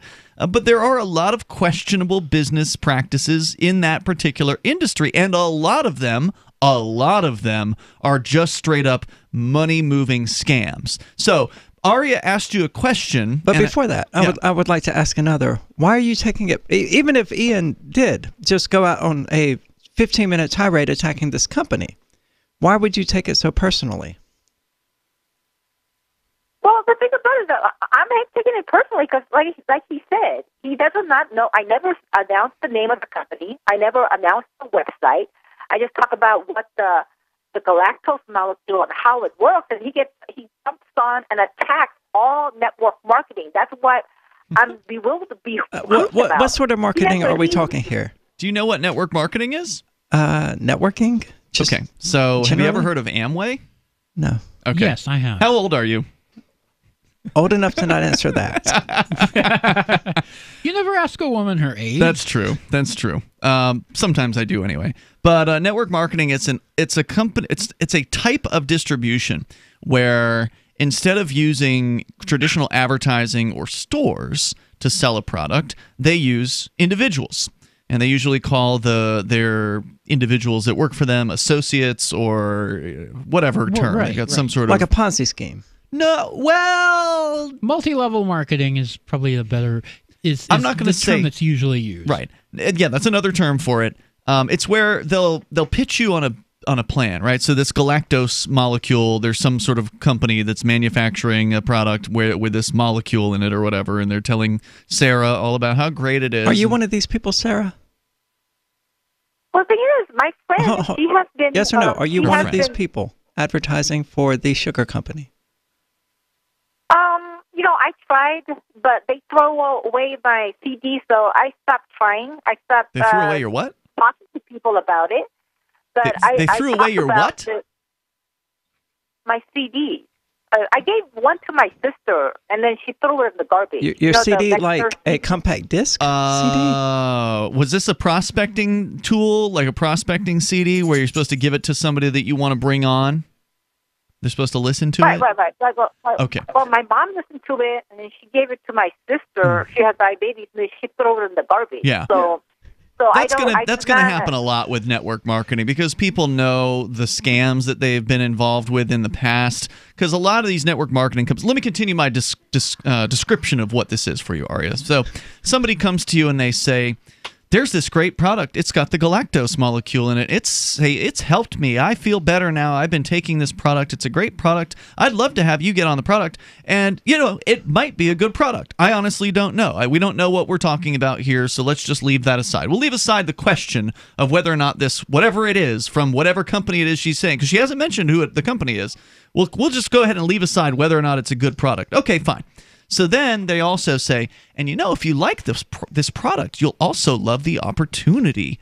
In fact, if you'll just come to this hotel room with me and we can spend an hour. No. It's a hotel room with a bunch of other people in it. It was showing them the plan. Well, that's definitely a giggity. And everybody keeps their clothes on. Oh. And that's no fun. Yeah, and they show you the compensation plan where you sign up as a distributor of said product. And then you can make money off of your friends and family members who want to buy the product from you, which of course is almost nobody. So it is a Ponzi scheme. So the way this works is you get a percentage of the products you sell, and then the people that you bring into the system. You only need to find two. And somehow someone gets a Ferrari. Sign up. You find to also two. Sell people who find when two. They sell something. Who find two. You also get a cut. Right. And so then it goes down like 8 levels. Multi-levels, yeah. Right? That's why they call it multi-level. Right. So you get a piece of the action on everybody who's selling beneath you and what they call your downline. Wait a minute. Hey, let me say something. Yeah. Evelyn, my friend, she's been taking this for 20 years because her neighbor it's a lot of auto ship. Give it a CD. Okay, 20 years, and she swears by it. Her cancer never Of course she swears by it. I mean, God, why would she sell something? There's a blue guy out there who drinks silver every day, and he swears by it. Why wouldn't she swear by the thing that she's trying to sell to you? If you want, Sarah, we can keep you on for this. So hang on, because I want to make sure that you're not saying we're talking about your company behind your back or something like that. And we still haven't really explained this to you, Aria, yet. I don't think so. We're going to continue the explanation of what is multi-level marketing, and there's more coming up on Free Talk Live. Want revenge on the common housefly? Well, after 10,000 years, someone has finally come up with a better way. The Bug Assault, a miniaturized shotgun, which utilizes ordinary table salt as ammunition. Non-toxic and no batteries required. So much fun, you'll forget you have a wife and kids. Makes the perfect stocking stuffer. Get your Bug Assault today and save $10 on the Bug Beam Laser Combo, only at bugassault.com. Silver has always been nature's very own antibiotic, and only one system allows you to produce an endless supply of nano-sized silver solutions right from the convenience of your home. Silver Lungs. With the addition of our unique lung delivery system, respiratory infections are targeted directly, where traditional oral administration simply cannot reach. This pioneering method also preserves the original particle sizes and delivers your silver solution directly into the bloodstream. See the Silver Lungs generator and lung delivery system at silverlungs.com. That's silverlungs.com.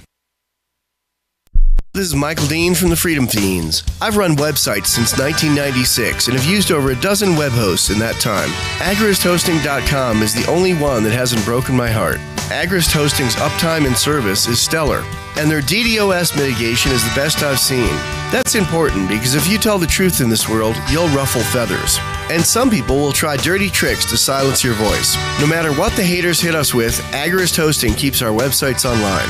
If you have a mission-critical commercial presence or a world-changing activism site, you cannot tolerate any skullduggery. So go with agristhosting.com. Have a WordPress or blog site, but you're not satisfied with performance or uptime? Or just want raw hosting? Want to pay with Bitcoin? Agrist Hosting specializes in high-performance hosting with personalized service. Go to agristhosting.com and click on the button that says Get Hosted. That's agristhosting.com. What do you shop for that you could otherwise buy at Amazon? Pretty much everything, right? Amazon has competitive pricing and they deliver, and that's a big plus. If you could plan ahead in your shopping, would you be interested in saving up to 33%? There's a catch. You have to do your shopping in Bitcoin. But imagine those savings. It's like a huge raise. All you have to do is go to saveitpurse.com. We've saved thousands, and you can too. Plan ahead and save. SaveItPurse.com. LRN.FM is proud to announce our official listening apps for Android and iOS devices. Now you can easily tune into our streams anywhere, anytime on your smartphone or tablet. Just visit apps.lrn.fm or search for LRN.FM in the Android or Apple app stores. Please download, rate us 5 stars, then share the link on your social media and let your friends and family know how you're listening to LRN.FM. Download it now, free at apps.lrn.fm. We have some good news. The indictments against Ross Ulbricht in the District of Maryland were dismissed with prejudice, meaning they can never be refiled. This is especially good because those indictments contain the only charge ever made that Ross engaged in murder for hire. This was a serious allegation that Ross Ulbricht denies. It was never prosecuted or ruled on by a jury, but was trumpeted by the federal government and the media as if it were proven fact. The Maryland court held these indictments for almost 5 years, poisoning Ross's case and leaving him under a cloud of unproven allegations. As explained in Ross's appeal to the Supreme Court, the fact that the judge used these allegations to give Ross a draconian sentence of double life without parole violated his Sixth Amendment right to a jury trial. Judges are required to issue sentences based on convictions decided by a jury, not unproven allegations never even charged at trial. Although this is a positive development, the dropped indictment will not set Ross free. Now, a presidential pardon is Ross's only hope of freedom. Sign the petition at freeross.org. freeross.org. Love what we do? Please help support our international satellite channels at patreon.lrn.fm. That's patreon.lrn.fm.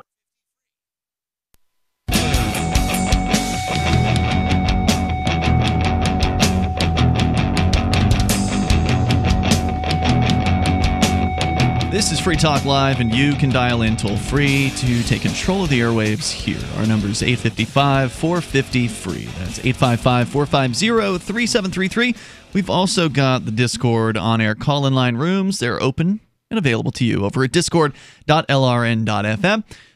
Sarah called in tonight out of nowhere. It's been a while since we talked about network marketing on Free Talk Live, but the last time we did talk about it, it was when Sarah called in to talk about some company that she's a customer of. It appears that she has yet to actually join as an affiliate, as a partner or whatever in this company. I don't know what they call it. They usually have like independent distributors, probably the most common term. And so we've got Sarah back on the line with us here now. Sarah, you still haven't told us what the name of this company is, and we've been searching. I mean, we're pretty good at Google, and we have not been able to find anything associated with galactose, which is what you say they're using as a sweetener in whatever product it is that you're purchasing, or supplement, or whatever it is you're buying. So, what's the name of the company in this case? I am not going to say that name because you're going to accuse me of getting free advertisement. No, I'm not going to. He is inviting you to get free advertisement right now. Right. I'm asking you to tell us what the name of this company is, because we can't comment on it appropriately unless we know exactly what they're doing. But are you going to ban me from the show if I tell you the website and the name? No, okay, the only person we've banned from this show, we've only ever banned, I think 3 people now in the 16-year history of Free Talk Live. There's one guy that we banned from Arizona who was threatening openly the host of the show with violence. You're not doing that, so you don't have to worry about that. There was another guy who was just so boring and kept calling about the same exact thing over and over and over and over and over again, and we banned him because we gave him the opportunity. We said, dude, you got to talk about something different, or we're going to have to tell you you can't call back. And he just kept calling about the same thing. So we banned him. And all of our bans have been temporary anyway, so we've always welcomed people back after they've had their time out. So no, you're not going to get banned from the show for promoting a company that's not an advertiser. Go ahead. Okay, so the product that I'm talking about is called Ambrotose. AMBROTOSE.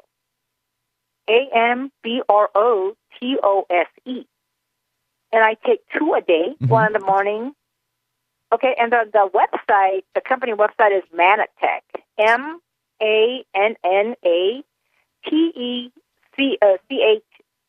Manatech. Manatech. So you got advanced Ambrotose. Amazing things happen when your cells communicate. So why do you do this? What benefit does it bring you? Well, the thing about it is, I do not really feel any different, but this is so to help with in your immune, like help with the flus and the colds and your moods, your mental moods. So it's supposed to get sick? But wait, you said it's supposed to do those things, but you haven't really felt any difference. Now, how long have you been on the product?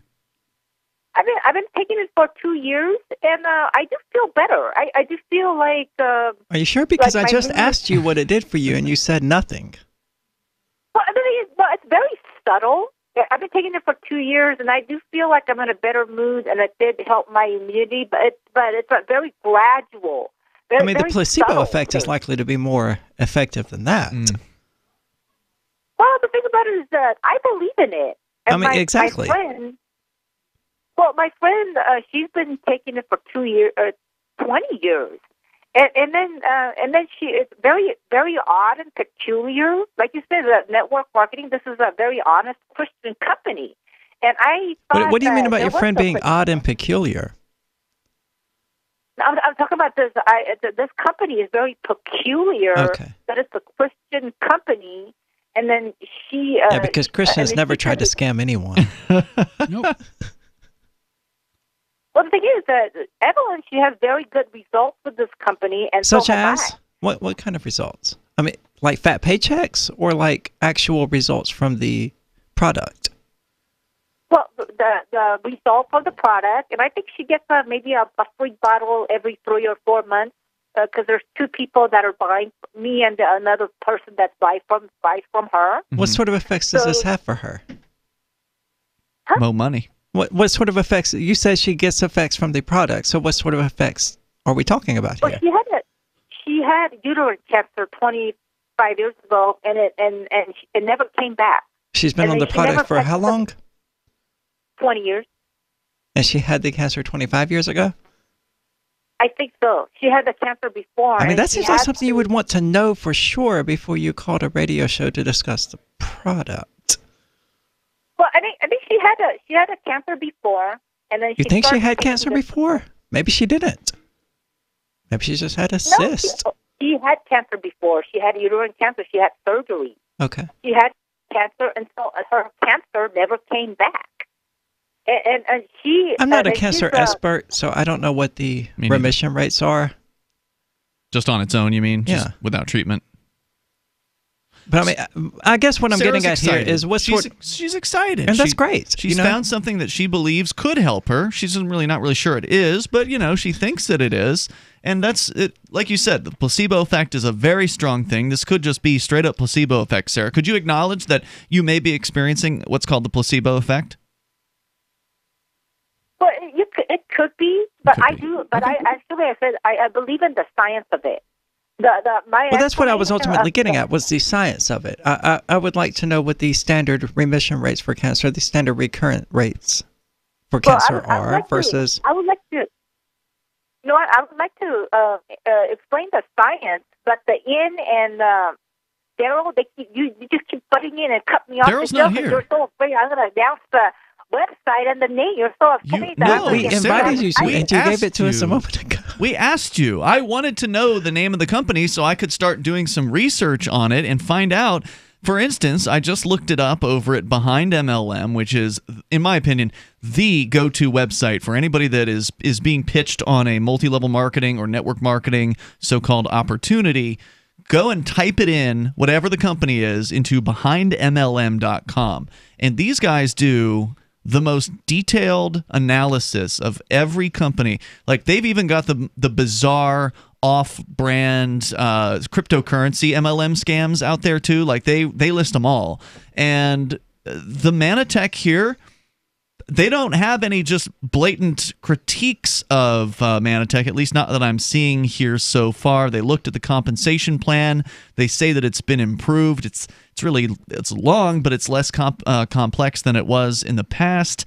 I'm not seeing any, brazen violations of I'm not seeing any articles here just tearing them apart. And a lot of cases, a lot of these companies will get torn apart by this particular blog. They know what to look for when it comes to... Well, I'm definitely more interested in the actual scientific evidence that she's talking about. Can I get to the molecular cellular biology explanation? I've done this before, but I just want to say is that... See, because I know chemistry. Sarah is not a scientist, just to be clear.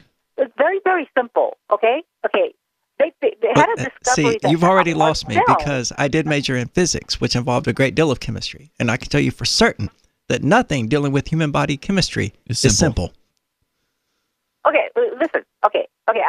So here you are butting in again. Let me explain. Okay. Okay. Sorry. Okay. In a cell, so you get a picture of a cell. Okay. So in the cell, what's the most important amino acid? Right. Protein. Protein has always got all of the attention. But what they found out was that outside of the protein wall is saccharides, 8 essential saccharides. There's saccharides that surround our cells. Okay, and then we are missing the galactose molecule. We need all of the 8 essential saccharides to surround the outside of their cells for proper cell communication. Because the white blood cells... You following all this? Okay. Oh, yes. She's following it. Just making sure. Okay, the white blood cells, they when they hit a healthy cell, they're missing the galactose molecule, and they're mistaking it. And you need to take this company's products in order to make all that stuff work right? Is that the idea? Well, that's what I'm trying to tell you. We're missing the valve. But the valve, I don't know if I can take any more of this. It's Free Talk Live. You do realize everything you just said is false, right? We have some good news. The indictments against Ross Ulbricht in the District of Maryland were dismissed with prejudice, meaning they can never be refiled. This is especially good because those indictments contain the only charge ever made that Ross engaged in murder for hire. This was a serious allegation that Ross Ulbricht denies. It was never prosecuted or ruled on by a jury, but was trumpeted by the federal government and the media as if it were proven fact. The Maryland court held these indictments for almost 5 years, poisoning Ross's case and leaving him under a cloud of unproven allegations. As explained in Ross's appeal to the Supreme Court, the fact that the judge used these allegations to give Ross a draconian sentence of double life without parole violated his Sixth Amendment right to a jury trial. Judges are required to issue sentences based on convictions decided by a jury, not unproven allegations never even charged at trial. Although this is a positive development, the dropped indictment will not set Ross free. Now, a presidential pardon is Ross's only hope of freedom. Sign the petition at freeross.org. freeross.org. You may need this herbal tea for relief right away, so write this down. DRMILLERS clinic.com. If you take meds, then suffer stomach distress, constipation, indigestion, acid reflux, and bloating, and nothing else helps, get Dr. Miller's Holy Tea or Super Holy Tea, a cleansing, detoxifying herbal tea now available at great rates direct from Dr. Miller's office. Call or click 888-660-7039 or DRMILLERS clinic.com. At WolfHillAmmo.com, we love shotguns. We offer the best specialty shotgun ammo on the market, including our defensive combo packs for home and retreat. Our less lethal combo is good for animal control, the 4-legged kind and 2-legged. When lethal force is necessary, reach for our Stop 'em, Drop 'em or our home defense combos. These 5-round packs include different heavy hitters to protect your loved ones. Visit WolfHillAmmo.com to see our great prices on these combo packs and other specialty shotgun ammo rounds. WolfHillAmmo.com. Is spreading the message of liberty, cryptocurrency, and peace around the globe worth $2 per month to you? As you may already know, in addition to our internet feed, LRN.FM broadcasts on free-to-air satellite across North and Central America, as well as Sub-Saharan Africa. And we've been available on satellite for free 24/7 since 2010. The LRN.FM free-to-air satellite signal is reaching some of the most oppressive regimes in the world, and there's no doubt our ideas are making an impact. You can learn more about the channel's impact by watching the 3-minute video at fund.lrn.fm. If you'd like to help free minds globally with our ideas of liberty, cryptocurrency, and peace, you can donate as little as $2 per month via fund.lrn.fm. You can help us continue and expand our satellite broadcast to multiple continents. Visit fund.lrn.fm today, and thank you for your help. Don't forget to share the link on social media. That's fund.lrn.fm.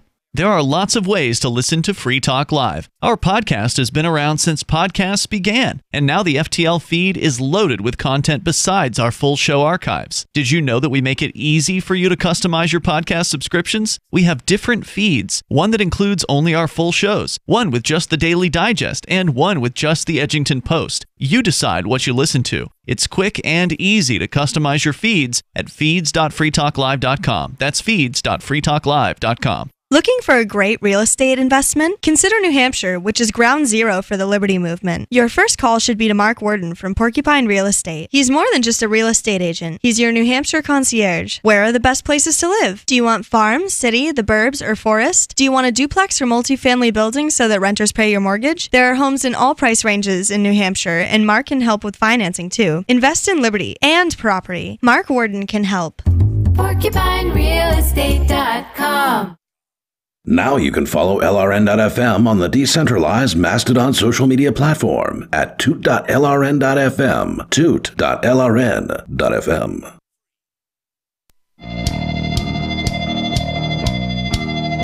This is Free Talk Live. You can take control of the airwaves here. Our number is 855-450-FREE. That's 855-450-3733. We do have the Discord on-air call-in line rooms available to you as well over at discord.lrn.fm. In just the last segment, Aria, you left off after a convoluted, confusing series of words coming out of Sarah's mouth trying to explain some sort of medical benefits or how this supposed galactose molecule, some kind of sugar that she's been promoting from a company, how it works. And you said, all that's false, right? I think you said something like that right at the end. I'm assuming it's false. To be 100% clear, I'm not a biologist, and biology has always been my weakest area. Okay. But I've never heard any of that crap. And I did go to college, and I did actually major in physics, where we did actually study biology. While you guys were talking to her, I did look up the list of ingredients on this supplement that she was using, and the two big active ones are not galactose, but arabinogalactin and aloe vera extract. Okay. Which is basically, they basically crushed aloe vera. I noticed alarming similarities between what she was saying and what some of these CBD advocates say. I noticed that. So I don't know if either of them do anything, but some people swear by CBD. Some people swear by aloe vera. I mean, what if something works for you? By magnetic. Exactly. Great. That's what I was thinking when I was upstairs a moment ago. Is that I don't want to knock people who are getting a real tangible benefit from the placebo effect, but it's all in your head, sunshine. There's a good chance that it's just a placebo effect, and the placebo effect is very powerful. People have cured depression with the placebo effect before. Yep. We've read about that. So that led me to wanting to continue the discussion on network marketing. We've got another call on the line. I want to get to that. But I want to explain a little bit more about network marketing and why some companies choose to use it. Now, when we say it's not a Ponzi scheme, are we saying that because it's not is it like technically, but technically, it is. No, it's technically, it's not a Ponzi scheme. But in the real world, is it how it often plays out? Let me explain this further. So, if the company in question, and we don't know much about this Manatech that she was promoting. Sure. But initially, looking at it on BehindMLM.com, which is a review site for multi-level marketing companies, they aren't tearing them a new one. So there's a chance that it's one of the more legitimate of the network marketing companies. So in the world of network marketing, you are either pushing a product or you're pushing a scheme that's very Ponzi-esque. So some network marketing companies are just straight up selling money-moving schemes where you have to buy into the company with a certain amount of money, and then you have to get other people to buy into the company with a certain amount of money. There's some ostensible product, but they don't even really focus on it. It's just focusing on making money and bringing people in to make money off of them. And there's certain terms that they would use over at BehindMLM.com to describe what these things are. But basically, all they focus on is the compensation plan, and the product's sort of an afterthought. Then there's the companies that actually do have like legitimate products, and you could argue that they just chose network marketing as their distribution method instead of going through typical kind of stores and or direct sales or whatever. There are companies that started like that, like Avon and Tupperware. Tupperware is a great example of a very successful company that started as a network marketing company, but ended up putting its products on shelves because Target ended up selling Tupperware products. So when there's an actual product and the compensation plan is just sort of around distributing product and not getting people to just sign up with a big money, big amount of cash and then trying to bring more people in with cash. So yes, some of them are very Ponzi-esque, and no, some of the others are not. So buyer beware. You got to do your due diligence when you're looking into these things. Luckily, we have the internet now, and it's a lot easier to do research and find out about these things. Probably when you and I were involved. Back when I got showed Amway, we did not really. There was very little on the internet. Right. You just knew. But so equating MLM to Ponzi schemes is the equivalent of equating ICOs with scams, essentially. Yeah, not all ICOs are scams. Right. Not all MLMs are Ponzi schemes, but a bunch of them absolutely are. Right. And so one of the reasons why and this is a cynical view, I'm pretty cynical towards network marketing because there's a lot of, even the ones that are more legitimate, the whole network marketing setup, it's not exactly, I'm not going to say it's dishonest necessarily, but it's not what it appears to be for people. So, for example, one of the aspects of what they're doing here, they're selling health products. And one of the headlines here at Behind MLM is that the FDA apparently in November of 2017, they're reporting that the FDA targeted Manitech with violations of manufacturing and labeling violations. Now, we're no big fans of the FDA here, so who knows if this really means anything, but that's one of the headlines surrounding this company. When the company markets a product for health benefits, there's certain rules that they can't do, right? Like you can't say this galactose molecule cures cancer. You can't say those things. Yeah, you can't say those things. Well, you can, but you have to have actual scientific evidence to substantiate. And even if you do have the evidence, they might still not let you say it. Well, right. True. Then you'd have to go through an FDA process to allow those claims to be made. However, if an independent associate of that company goes out there, like Sarah, now Sarah's not an associate, but if Sarah were an associate and she was going around saying the things that you said is BS when she was trying to explain how this works, she's not a scientist. She doesn't know what she's saying. She heard somebody at a presentation say X, Y, and Z about these products, and she's trying her best. Honestly, I don't think she's a scammer or anything like that. She's trying her best from a place of wanting to help people genuinely to explain what she believes this thing can do.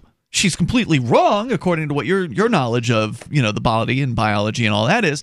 Which, granted, is limited. The company isn't liable for that, right? Because the company has in their, there's always a book, right? There's always a terms and conditions. There's a lengthy book, a large book that comes when you sign up as one of these distributors that makes it clear that you're just an independent distributor.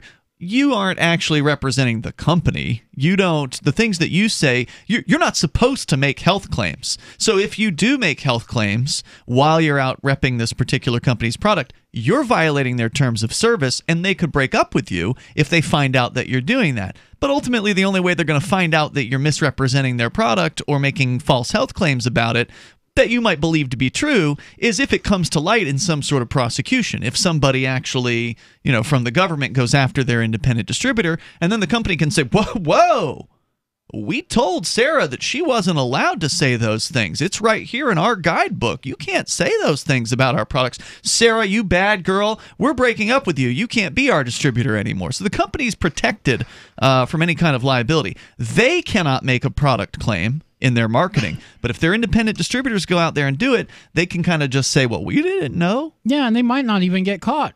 Correct.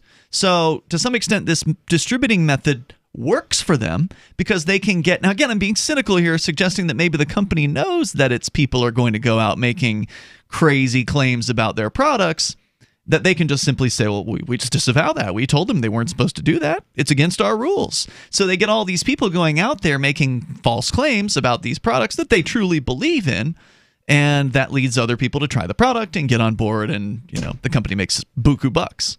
off of that. Whereas if also, the company were... of note is that ovarian cancer has a 0% remission rate. Wow. Because it's generally treated by removing the ovaries. Okay. Which means the cancer can't return there. Right. So, yeah, because it's gone. Yeah. Well, then your ovaries are gone too. Yeah. Yeah. So they benefit from that, right? They benefit of people out there representing their product, breaking the rules and making all kinds of claims that they're not supposed to be making. Whereas if the company were simply trying to market its own products in a traditional means by getting shelf space at GNC or, Walmart or wherever, then it would be their product on the shelf, their marketing materials. They could not make those claims. So to some extent, the network marketing So do they benefits encourage them. people like Sarah to make these sort of extravagant claims? They would never encourage that. But Do they it just turn sort a of blind happens. eye to it? Yeah, it just kind of happens. Okay. It's kind of like It's just letting people be people? Well, when you played telephone in school where you'd sit around in a circle and then one person would start with a message and they'd tell the next person and then they'd whisper it to the next person, and then by the time it got around the room, it was completely bastardized, right? Like the original wording was totally changed, whether it was on purpose by somebody in the chain or whether it was just through accidental miscommunication. We don't know because we didn't hear what each person was saying. So the same thing's kind of true of network marketing. The company comes up with the official statement about the product. This product could do this. We have testimonials from people that say this. So they'll always have testimonials, right? Because if somebody says, well, I had cancer and I took this galactose molecule and now my cancer's gone. Well, that's their experience, supposedly. Maybe they are saying what they believe to be true. That's just a case study. It's a testimonial. It's not an actual health claim. Yeah, it's not an actual health claim. So they'll pepper in with their marketing these sort of testimonials, and then they'll have these experts talking about what the benefits could be or whatever. And then down the line, through the line of their distributors, you end up with people like Sarah on the other end just going around saying things that they believe to be true about this thing when the company would say, whoa, we disavow that. We've told you can't say those things, Sarah. We're coming up here in moments.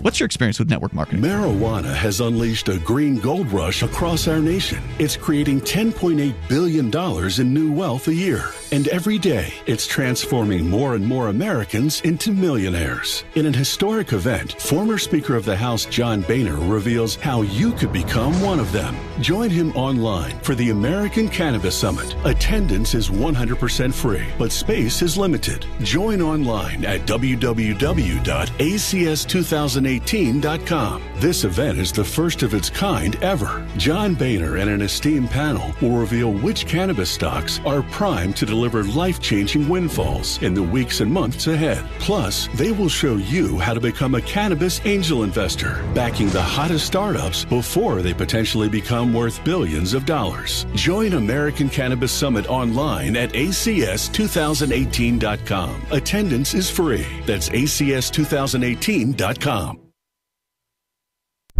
Are you tired of governments around the world killing innocent people? Stop using their money. There is an alternative. Bitcoin is a stateless, free market, non-political currency. Bitcoin is money that cannot be inflated or controlled by any state. By continuing to use their money, you're perpetuating the killing. Stop doing it. You have an incredible alternative available to you now. Learn it, use it, spread it. Get started with Bitcoin at Bitcoin.com. It's Bitcoin.com. LRN.FM now has a Discord. Discord is a free text and voice chat platform, and we now have our own server with a bunch of channels at discord.lrn.fm. You can join other listeners as they chat about various things during our live shows, or anytime, day or night. Discord software is available cross-platform, so you can have it on whatever device you want and take your chats anywhere. Join our Discord at discord.lrn.fm. That's discord.lrn.fm. You're listening to the live edition of Free Talk Live. Hour number 3 is next after the news here on the Liberty Radio Network at LRN.FM. From Keene, the Shire, the Liberty Media capital of the world, this is Daryl W. Perry, host of FPP Radio News for Tuesday, December 25th, 2018. Silver is trading at $14.78 per ounce. Gold is valued at $1,270 per ounce. Zen is trading at $5, and the average price of Bitcoin is $3,803.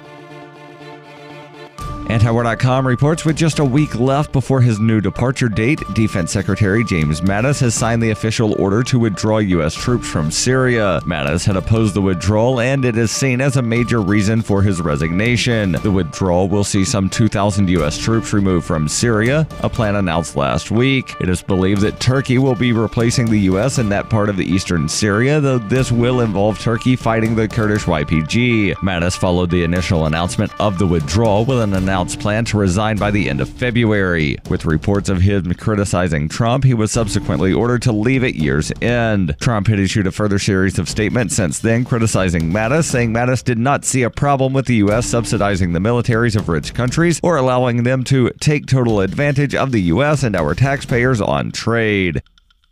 Zencash has changed their name to Horizon to better represent their transition from a cryptocurrency to a pioneering platform that protects consumer data. They're working towards the day when anyone will be able to build privacy-based applications on the Horizon platform. The unique spelling of Horizon is a nod to their heritage and recognizes that they remain committed to the vision that their project was built upon. Their coin and ticker symbol remain ZEN. Learn more at horizon.global and join the Horizon community. HORIZEN.global.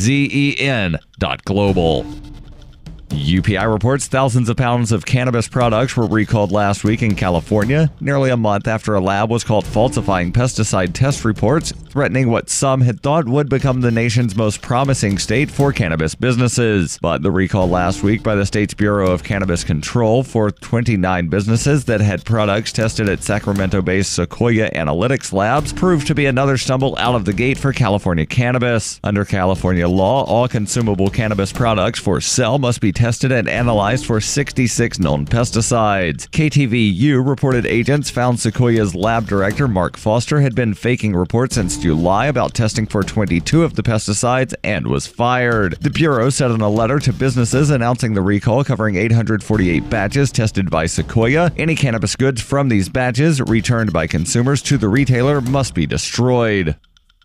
You can support FPP Radio by shopping online. Whether you're looking for precious metals or books, you'll find that and more at shop.fppradio.com. Every purchase you make from one of my affiliates, like Amazon at shop.fppradio.com, helps fund FPP Radio. Or you can shop directly from FPP with Bitcoin in the Bitcoin store. That's shop.fppradio.com.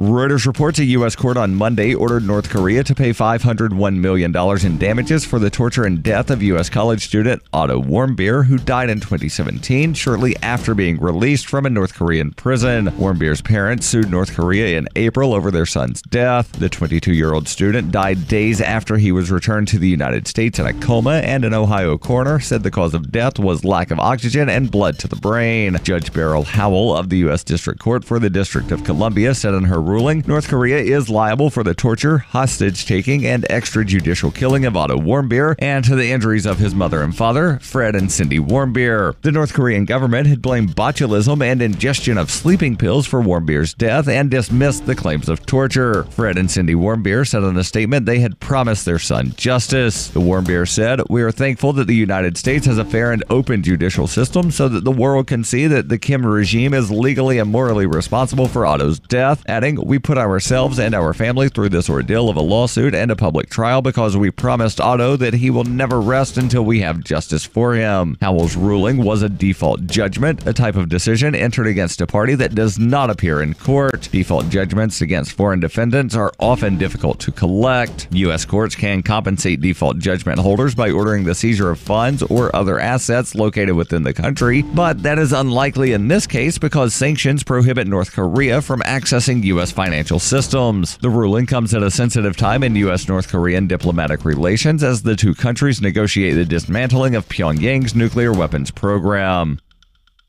This has been FPP Radio News, online at fppradio.com.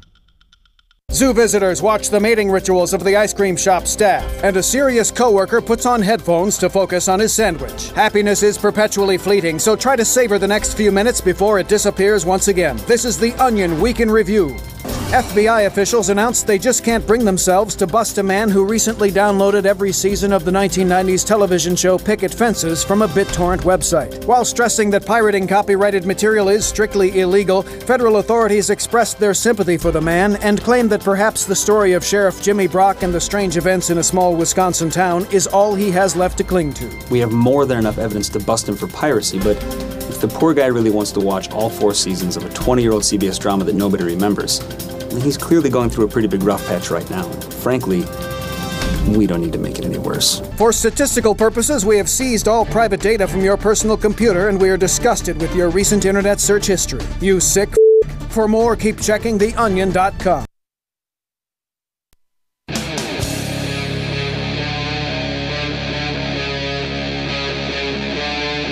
Free Talk Live.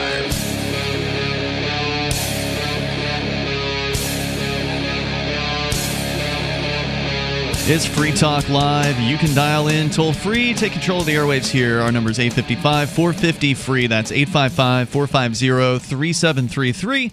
With you in the studio tonight, it's Ian here. Michael. Oops, sorry, Michael. You were muted. Try again. I'm Michael. There we go. And Aria. And the site did come up this time. Oh, it's working now. It did not come up earlier. Call to freedomlive.com. All right, well, that's good to know. Okay, call to freedom what? calltofreedomlive.com. Okay. That's the website for Aria. That's her show, Call to Freedom, that she does with Will Coley every weekday, Monday through Friday. And it's been on the air, I think, over a year now. I think it started in its full weekday form in January. Yep. And then it had gone on for about a year before that on weekends only. But, yeah, so it's about to celebrate its first anniversary as a full-on weekday program. So check her out. If you want more of Aria, you get a lot more of her there every single day. But we were fortunate to be able to have you in tonight because it's Christmas Day and Call to Freedom wasn't on today. And you just so happened to be here for dinner since we were having kind of like an activist family dinner here tonight. And I said, hey, Aria, what are you doing tonight? And you said, nothing. Well, why don't you come on Free Talk Live with us? So here you are. Let's go to the phones. We can talk more about network marketing and, you know, why it's not exactly a total scam, but it's one of the other aspects I haven't told you about is the cultiness of it. And I know you can speak to this, Michael, having been involved with one of these companies. Yeah, I'm sure, like Verge, essentially. That's a cryptocurrency, right? It is. There are actually some has diehard fanatics who act like you've committed the gravest of heresies if you say anything negative about it. A lot of them are like that. A lot of the cryptos are like that. A lot of the network marketing is like that. So we can get deeper into that. But let's go to the phones and to the fun. We've got Penguin on the line in Virginia watching us on our Twitch channel over at twitch.lrn.fm. Go ahead, Penguin. What up? Hey, guys. Just wanted to call in. That's what you're doing last night. Tonight, I actually was listening to the conversation about property rights. Was really motivated to call in. But actually, hey, Aria, since I had a chance to talk to Aria tonight, and I know you guys, I've been podcasting a lot of Call to Freedom, and you guys talk about gaming a lot. Oh, yeah. And that's kind of motivated to get back into gaming. And I was just wondering, what kind of, I have some kind of technical questions. What kind of operating system do you use on your PC? Windows 10. Windows is pretty much you can't really game without Windows. Yeah, it's pretty much the go-to operating system for gaming, whether we like it or not. Yeah. I mean, Wine exists poorly. Yeah, I mean, you can't run a game in Wine and expect it to run very well. I have tried. I mean, it works. You can get some games to run, but it works about as well as running a 3-generation-old graphics card. Yeah. That's what I was wondering. I actually have a machine that just runs Ubuntu here, and I actually got it from Penguin.com, and great machine. Good people. I hadn't been, yep, and it's a great machine, and I... well, it's not ethical, but you can install a pirated copy of Windows 7, and then say that you need it for accessibility purposes, in which case they will give you a copy of Windows 10 totally free, and therefore legitimizing your pirated copy of Windows 7. I'm not encouraging you to do that. But technically it still works. But it is a possibility. Possibility. Okay, I'll think about that. I took a hiatus from games in general, and I mean, I have a PS3, but I don't know. I just want to... I might just give Wine or something a shot because...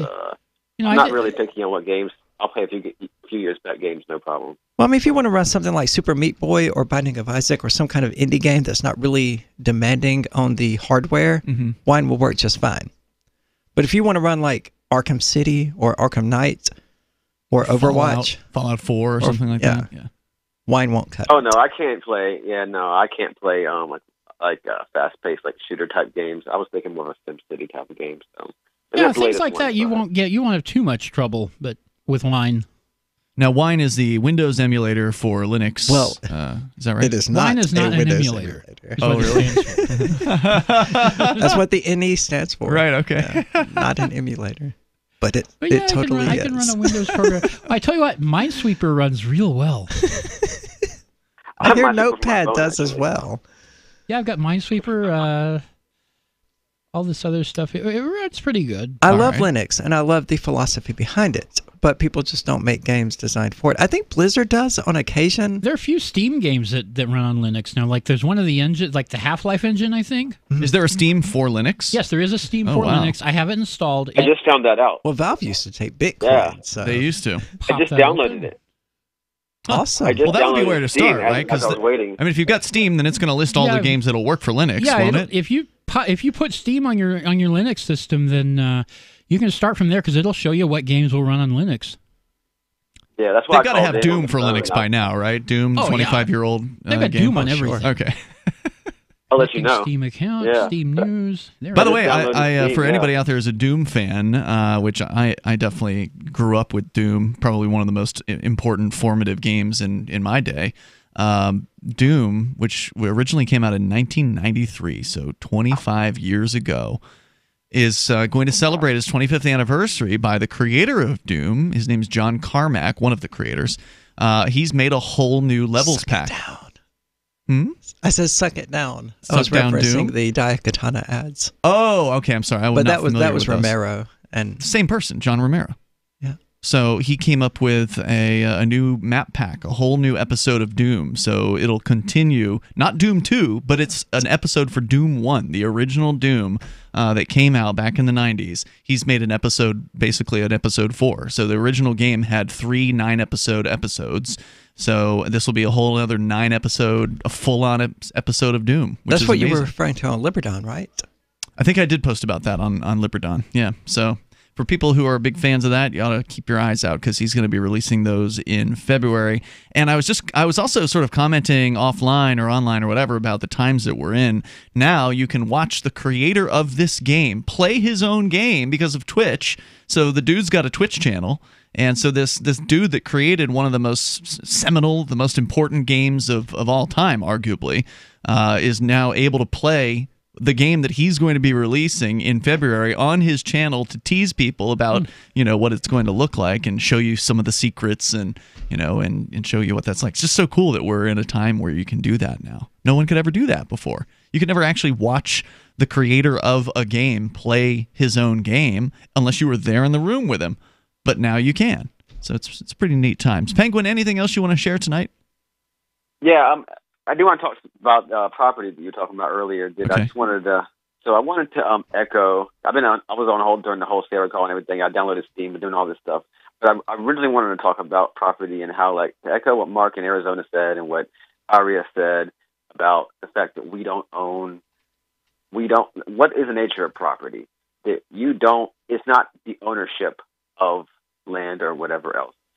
It is a state-enforced monopoly of ownership when you pay the fees, when you jump through the hoops, when you follow their rules on your land. It's not a form of ownership. And this idea that libertarians and anarcho-capitalists think that the concept of property can exist to magically transform into an absolute ownership model when it's just the government's assigning you monopoly use of their land at the moment. But see, you've contradicted yourself here. You're saying that, what we have here is not ownership, but what we have here requires the state. And sure, but when libertarians and anarcho-capitalists talk about ownership, we're not talking about the state. We're talking about let's say I have a rock, okay? Let's keep it really simple. I have a rock.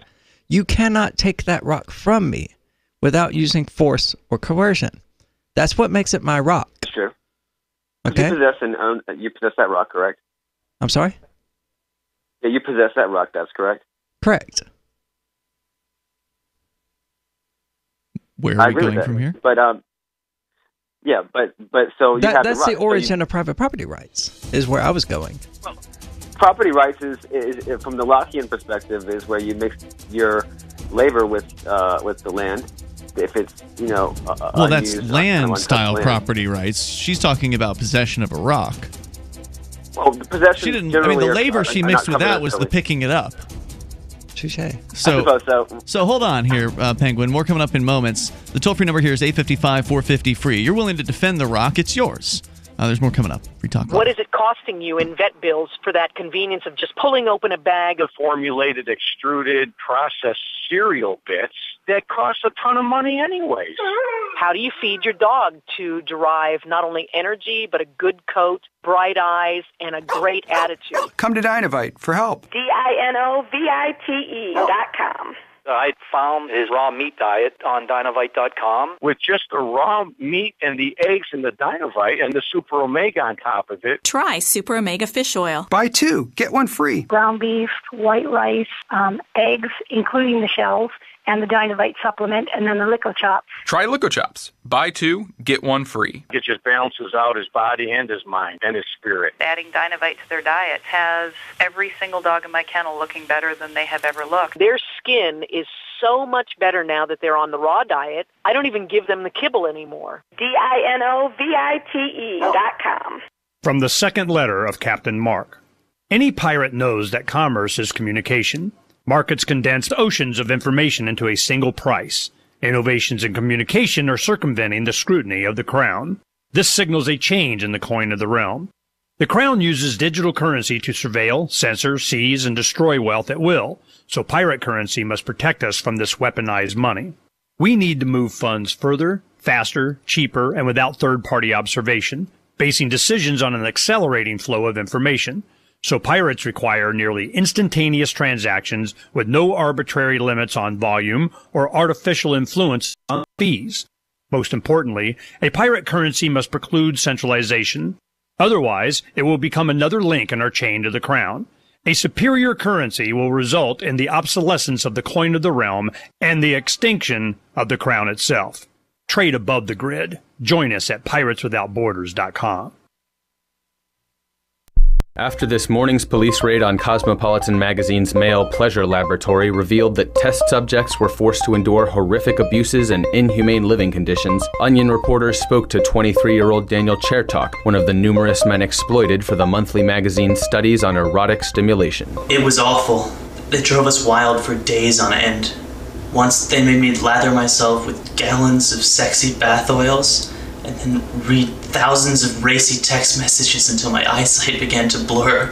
Then for the next 12 hours, they blasted sultry songs into my ears and made me simulate 50 crazy hot sex moves.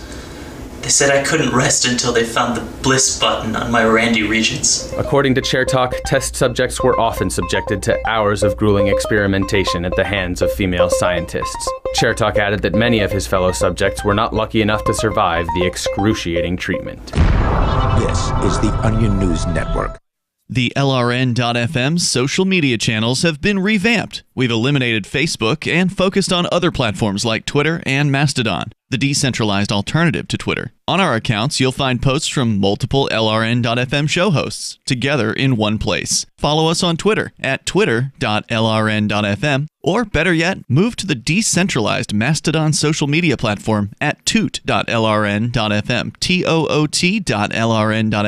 I think you'll like it. I love My Magic Mud. I drink a lot of coffee. I had stains on my teeth. Then I found My Magic Mud, and I was told it would remove stains. So I paid attention when I brushed the first time. My Magic Mud is black tooth powder, and the difference it made in my teeth in one application was noticeable. With 4, my teeth were as white as you normal folks out there. Please go to mymagicmud.com and buy a jar. There's 150 applications for $25. You can use Bitcoin. mymagicmud.com.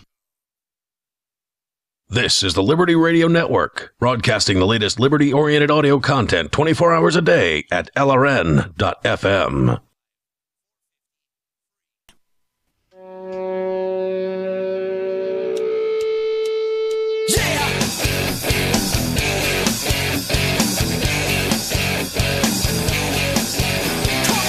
It's Free Talk Live. Dial in toll free. We're here live on Christmas Day with you in the studio tonight. It's Ian, Michael, and Aria. And I want to make sure that you know that ForkFest 2019 is coming up this summer. We're expecting it's going to be June 13th through June 18th at the beautiful White Mountains of New Hampshire at Rogers Campground. ForkFest is a fork of other camping parties in the woods, one where there's nobody in charge, except for you. You get to decide what you do at ForkFest. So if you want to create an experience for other people to have, you want to throw a party, you want to throw a dancing thing, or put some music on, or whatever it is you want to do, show a movie, you got to do that. You got need a tent, get a tent. You need a band, get a band. Figure out what you want to do, or just come and enjoy hanging out with other anarchists, voluntarists, and libertarians. Coming up next summer, June 13th through the 18th.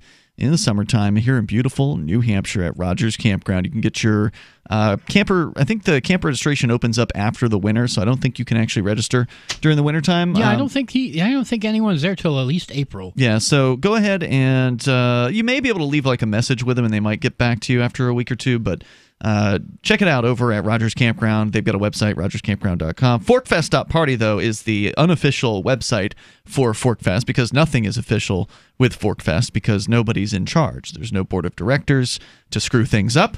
That doesn't,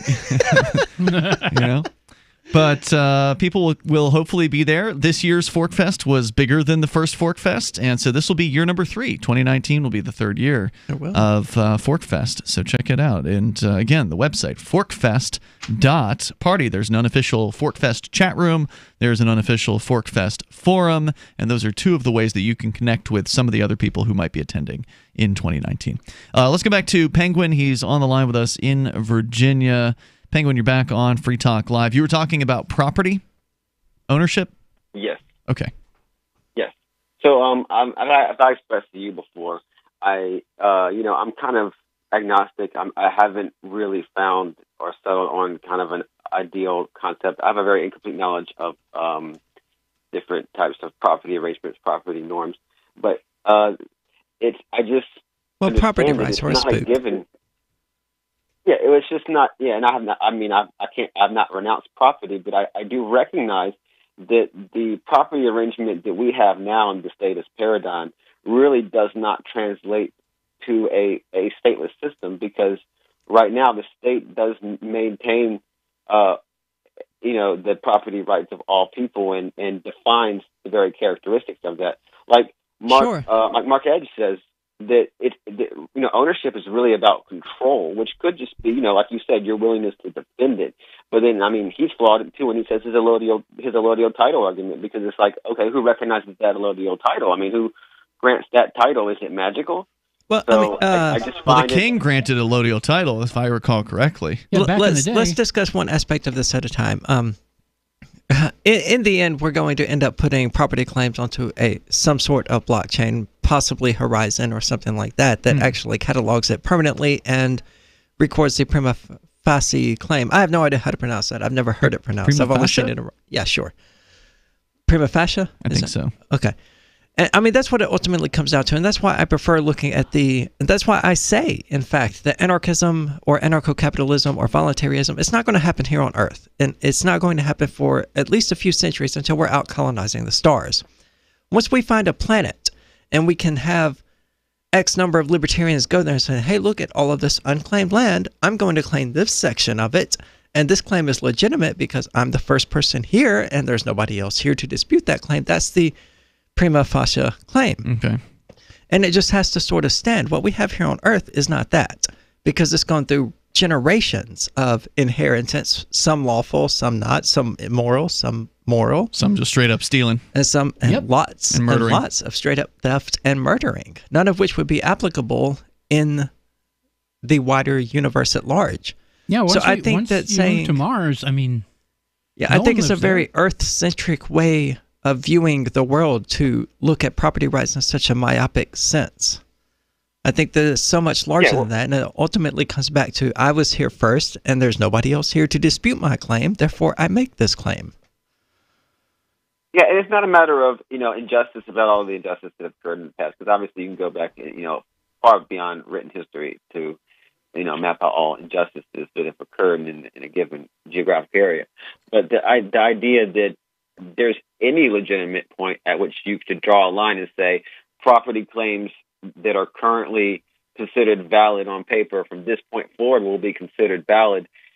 I would say right now, in fact, because because of exactly that problem that you're alluding to, that it's so convoluted, entirely it's so arbitrary. distorted. It's so arbitrary, it's so corrupted that at this point, all we can do is say, okay, this is the situation now.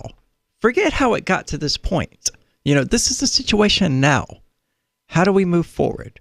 That's what I'm worried about. I'm not worried about, okay, well, the Israelis originally owned Palestine 1,700 years ago. I don't care. The Indians originally owned this land. Yeah, to me it's about, okay, this is the situation now. I mean, the past is just as much a figment of our imagination as the future is. I mean, for all intents and purposes. Yeah, if you want to get a little esoteric, yeah, it is. Yeah. So let's worry about... But the present situation is the sum of all past events, though. So, I mean, I'm not really concerned about the past either, but the present is... to draw the line at the present would be just... Yeah, but it's irrelevant because the present isn't going to change as a result of those past events. I mean, what has been, and, that it happened and it sucks and all of that. Mm-hmm. But it's not going to have any impact going forward unless we allow it to. Right. I wasn't there, so I wasn't involved in all the slaughtering and everything. Like you said, I'm here now, right? It's like, that sucks, and I can appreciate that sucks. We got to deal with this now. I agree with you. But what about direct government ownership and corporate ownership of property? That's not a paradigm that really gives economic freedom. Well, it doesn't fit because individuals only can own property. Entities, governments, corporations, all of that, they can't. At the end of the day... You mean in an ideal world? Yes. In the current world, even the CEO would ultimately be the quote-unquote owner of the property in the anarcho-capitalist model. Would it be the CEO or the board of directors? Either way, it's fine, as long as, someone is ultimately responsible. Someone is ultimately put down as the owner of that property. I don't really care whether, you have some communistic-like system where several people share the burden of responsibility. I don't care. Mm-hmm. It's their property. They can just divide up the responsibility how they want. For sure. But the state's claims, totally null and void. Hang them. How about that guillotine? I want to get back into that conversation. I don't know if we're going to get to it tonight, but it's definitely one that needs to happen. Penguin, thanks for the call tonight. Appreciate hearing from you. Absolutely. And he's watching us there on the Twitch feed over at twitch.lrn.fm. It is the live Christmas Day edition here on Free Talk Live.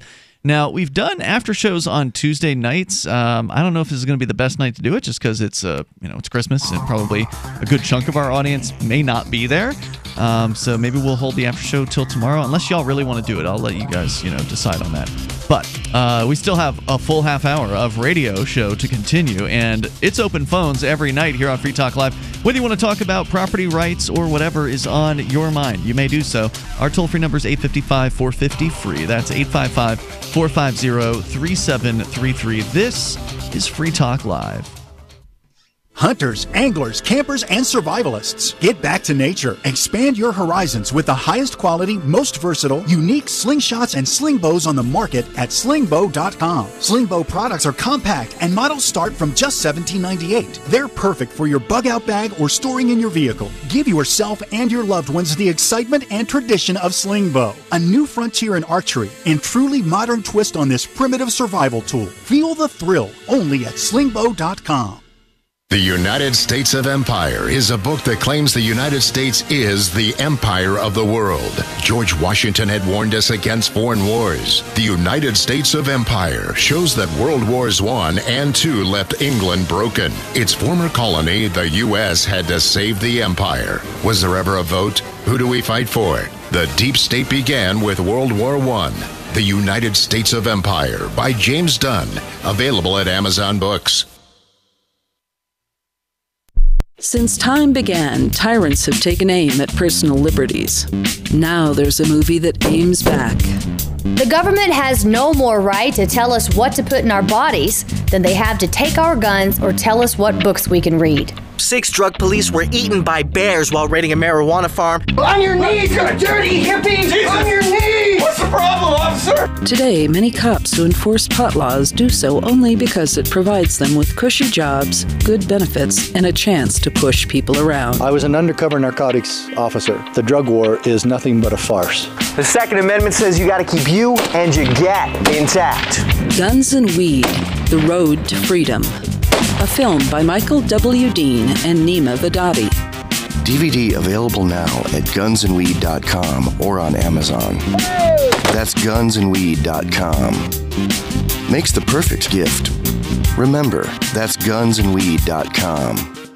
So you've signed the Shire Society Declaration and are planning your move to New Hampshire to be around more liberty-oriented people. Next, sign up for the Shire Society Forum at forum.shiresociety.com. There are a bunch of people there who are already in the Shire, and they want to meet you. If you're already in the Shire physically, you should also come by the forums. Remember, not everyone uses Facebook. New people are signing up for the Shire Society Forum every month, so drop in and say hello at forum.shiresociety.com. Did you know we've taken our LRN.FM telephone listen line to a new level with the LRN.FM audio on demand line? Now you can call 712-770-8447 anytime and listen to LRN.FM's live feed. And you can listen to a bunch of our original shows on demand. Long distance fees may apply. Just dial 712-770-8447 and choose from the menu. 712-770-8447.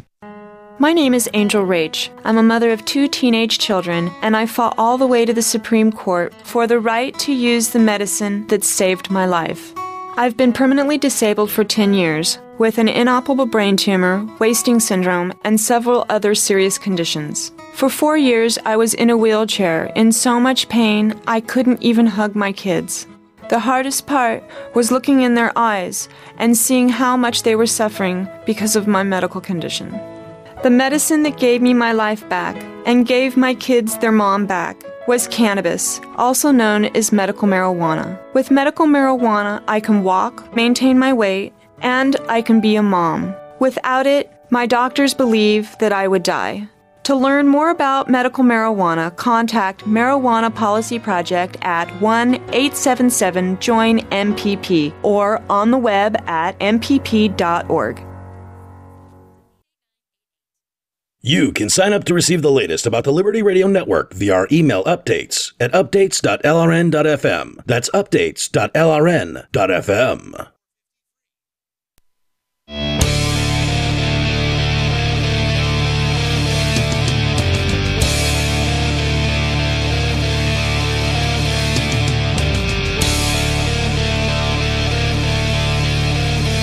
This is Free Talk Live. You dial in toll-free to bring up whatever you want. Our number, 855-450-FREE. That's 855-450-3733.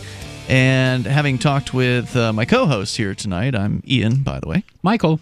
Aria. And it sounds like you guys do want to do a Twitch-only after show tonight. So Christmas Day. I'm down. Twitch-only after show. That'll be coming up at 10 o'clock Eastern Time. So if you're listening on the radio, you'll have to follow our Twitch channel and watch us there after 10 if you want to keep the show going. It will be without FCC censors, so you can say things there that you can't say here. So we'll break out the bad words. You can, but there's also certain words that Twitch doesn't want you to say, so it's a different set of censors. The FCC is not the censor. Twitch becomes your censor then.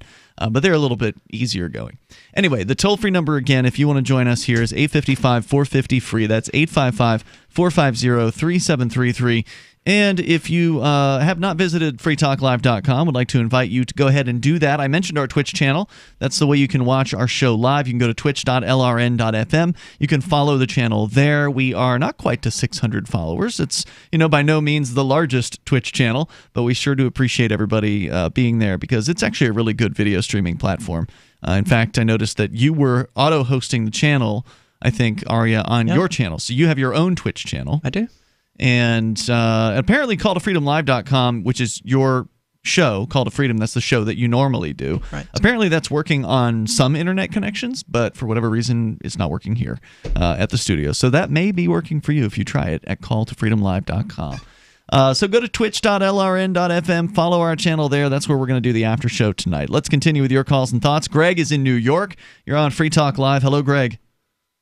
Hey. Hi there. I was going to call in and talk about the troops in Syria, but just wanted to follow up on what the previous caller was talking about. Sure. I think I often talk about property and the government, and I think sort of there are two sides of the same coin. If you have an organization that's small, I think either government of that organization or ownership of property is pretty benign. But when it gets larger, like you get Disney World or you get something even larger, I don't care if it's owned privately, top down, or whether it's democratic. It's pretty big and it's out of touch with what people need. So it's I think private property kind of becomes both of these institutions become something that uses force on a large scale. I don't agree. I think Disneyland is pretty in touch with what their visitors want, and that this is the reason why they're making, I don't know if this is still technically cool or not, buku bucks. I used it earlier tonight. But a state and government are not necessarily synonyms any more than a car and a truck are synonyms. You know, a state is a type of government and is one that utilizes force and coercion in order to achieve its aims. But sure, Disneyland technically constitutes a government over its property, just as Ian constitutes a government over his property, and we all constitute governments over our own property. The difference is we don't use violence and coercion. And I think you can have these sorts of voluntary arrangements with people, and I think Disneyland is a pretty good example without any violence and coercion being involved. Well, I give the example of, let's say, a business owner deciding to open a bodega in Disneyland or some kind of store. They would have to pay rent to Disneyland. Sure. And certainly, if they don't pay rent, Disneyland can employ men with guns, either the state or some other organization. Okay, well, let's evict erase them the state from this and just assume they hire a private contracting firm to do it. Fair enough? Right. Yeah, they could do a private contracting, but the point is they evict them with physical violence if need be, to enforce the property rights. Okay. Yeah, you'd have to. I don't see the complaint. No, there's no complaint. I'm saying that's the way things work. And the same, like next door could be a city where that bodega owner decides to create a taxable nexus in that they create a presence in that city. And then that city could say, well, I would like you to pay taxes. That's the law in the city. And it's pretty analogous to the rent that Disneyland would enforce. Well, except you're voluntarily choosing to go to Disneyland and open a business there and agree to their terms of service and their conditions. He's saying you would also be choosing to go to the nearby city and open a business there, and that therefore you're agreeing to their terms and conditions. Okay. Yeah, sure, that's all I'm saying. Sure, fair enough. Except, no, there's no except. I will concede that point. So wait, are you saying taxes are voluntary, Aria? Are you conceding that taxes are voluntary? They can be, certainly. I know people who have paid taxes in cryptocurrency. I mean, it doesn't get more voluntary than that. But wait a minute. They haven't paid in cryptocurrency. They pay taxes on cryptocurrency. It's your first time on the show. Greg's called before, and so that's why I was able to kind of encapsulate what he was saying, because I've heard this argument before. Right. But what about the person who's born into the city? If you want to argue that somebody who moves into a city is consenting to all the government's rules, okay, what about the person who's born into that city? And there's not exactly another city they can go to where there aren't similar rules. I mean, yeah, there's some differences between some of them. You know, certain cities have certain ordinances versus others, but generally there's going to be some bureaucrat who's going to demand some kind of an extraction of money and or obedience from you in order to be able to open your business there. And we talked about that on the Call to Freedom just a few days ago, which it ultimately comes down to a matter of, you choosing your slave master is really what it comes down to. And the same with just because the state or all cities have an authoritarian, oppressive government, and you can choose to move between different cities, it doesn't really affect the coercive nature of it because you can't go to a city where those things are absent. Right. So they kind of have a monopoly on all of the options available, I guess, which is inherently... Therefore, it's not really voluntary. If you want to have a place that you could go where you don't have to pay the man... I mean, it's like being in a room with 50 guys, and they're like, okay, well, we're going to rape you. Do you want the big black dude, or do you want the little white dude? I mean, that's really. Yeah, I mean... That's a good analogy. That's not what we mean by consent. Do you want Big Jim, or you want Little Tommy? Well, if you ask me... and you do have some people out there going, oh, I'll take Big Jim. Not my thing, Whatever but hey, you're some people into. like that big state. Some people go to Austin's and Kings. Are you guys asking me? No, we're not asking you your preference between Big Jim and Little Tommy. This ain't the after show quite yet. But no, are you guys asking me basically what's... I agree. That is the situation all around the world and on the internet. Well, you know what the sad part is for all the people who complain about it, very few people are willing to actually do anything about it. Very few people are willing to pick up their lives and actually vote with their feet and actually move to a place where little Timmy or whoever is in charge rather than Big John, Jim, and or also move to a place where we might be able to push little Timmy out because we got enough people to say no. You know, enough people to say, we're not going to put up with that. We're not going to take it. We don't have to. And if enough of us said no, then there's not really anything that he could do, or they, in this case, could do. I have a question, by the way. If somebody were to move out and they started their own little thing, right? Like Jordan Peterson said he's going to start his own Patreon because he didn't like how Patreon is treating people. Okay. So let's say you start your own little thing. And then voluntarily people join it, and then you have a government in your thing. And then eventually, let's say it grows, and you turn it into a democratic city. You turn your company over to your employees or whatever you call it. Would you accept that as it's the same outcome as a city, but it developed in a voluntary way? If there's no force or coercion, I don't really care what they do with it. It's when force and violence and coercion enter the picture that I'm like, okay, you're doing something wrong here. This is immoral. I'm going to say that there's always force when, let's say I own 1,000 houses. I will use force to evict a squatter or a homeless guy from my house, even though I don't live in it. It doesn't really bother me that much. But, I would ask you why you would do that if it doesn't even bother you that much. I wouldn't. Greg, thanks for the call. Well, there we go. There's more coming up here. If you want to jump in, you can. Toll-free number 855-450, free like freedom. This is the live Christmas Day edition of Free Talk Live. Does your dog itch, scratch, stink, or shed like crazy? Come to Dynavite for help. Order a 90-day supply of Dynavite. Dynavite for life. Pick up 2 tubes of Doggo Suds. Get the 3rd tube free. Peppermint, tea tree, lavender, Doggo Sud shampoo. Made with all-natural coconut, jojoba, aloe. Great for healthy skin and soft, shiny coats. But no itchy, harsh chemicals. Lather up, rinse away. Try Doggo Suds. Buy 2, get 1 free. At Dynavite.com. DINOVITE.com.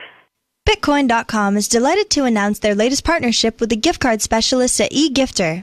With many of the world's leading brands on their roster, it is now easier than ever to get the gift cards of your favorite brands with Bitcoin Cash. To get started, just follow these simple steps. Visit giftcards.bitcoin.com, pick the gift card you want, follow the instructions on your screen, and make your payment using your Bitcoin Cash wallet. Sit tight and your gift card will be delivered to you as soon as it's ready. That's giftcards.bitcoin.com. Marijuana has unleashed a green gold rush across our nation. It's creating $10.8 billion in new wealth a year. And every day, it's transforming more and more Americans into millionaires. In an historic event, former Speaker of the House John Boehner reveals how you could become one of them. Join him online for the American Cannabis Summit. Attendance is 100% free, but space is limited. Join online at www.acs2018.com. This event is the first of its kind ever. John Boehner and an esteemed panel will reveal which cannabis stocks are primed to deliver life-changing windfalls in the weeks and months ahead. Plus, they will show you how to become a cannabis angel investor, backing the hottest startups before they potentially become worth billions of dollars. Join American Cannabis Summit online at acs2018.com. Attendance is free. That's acs2018.com.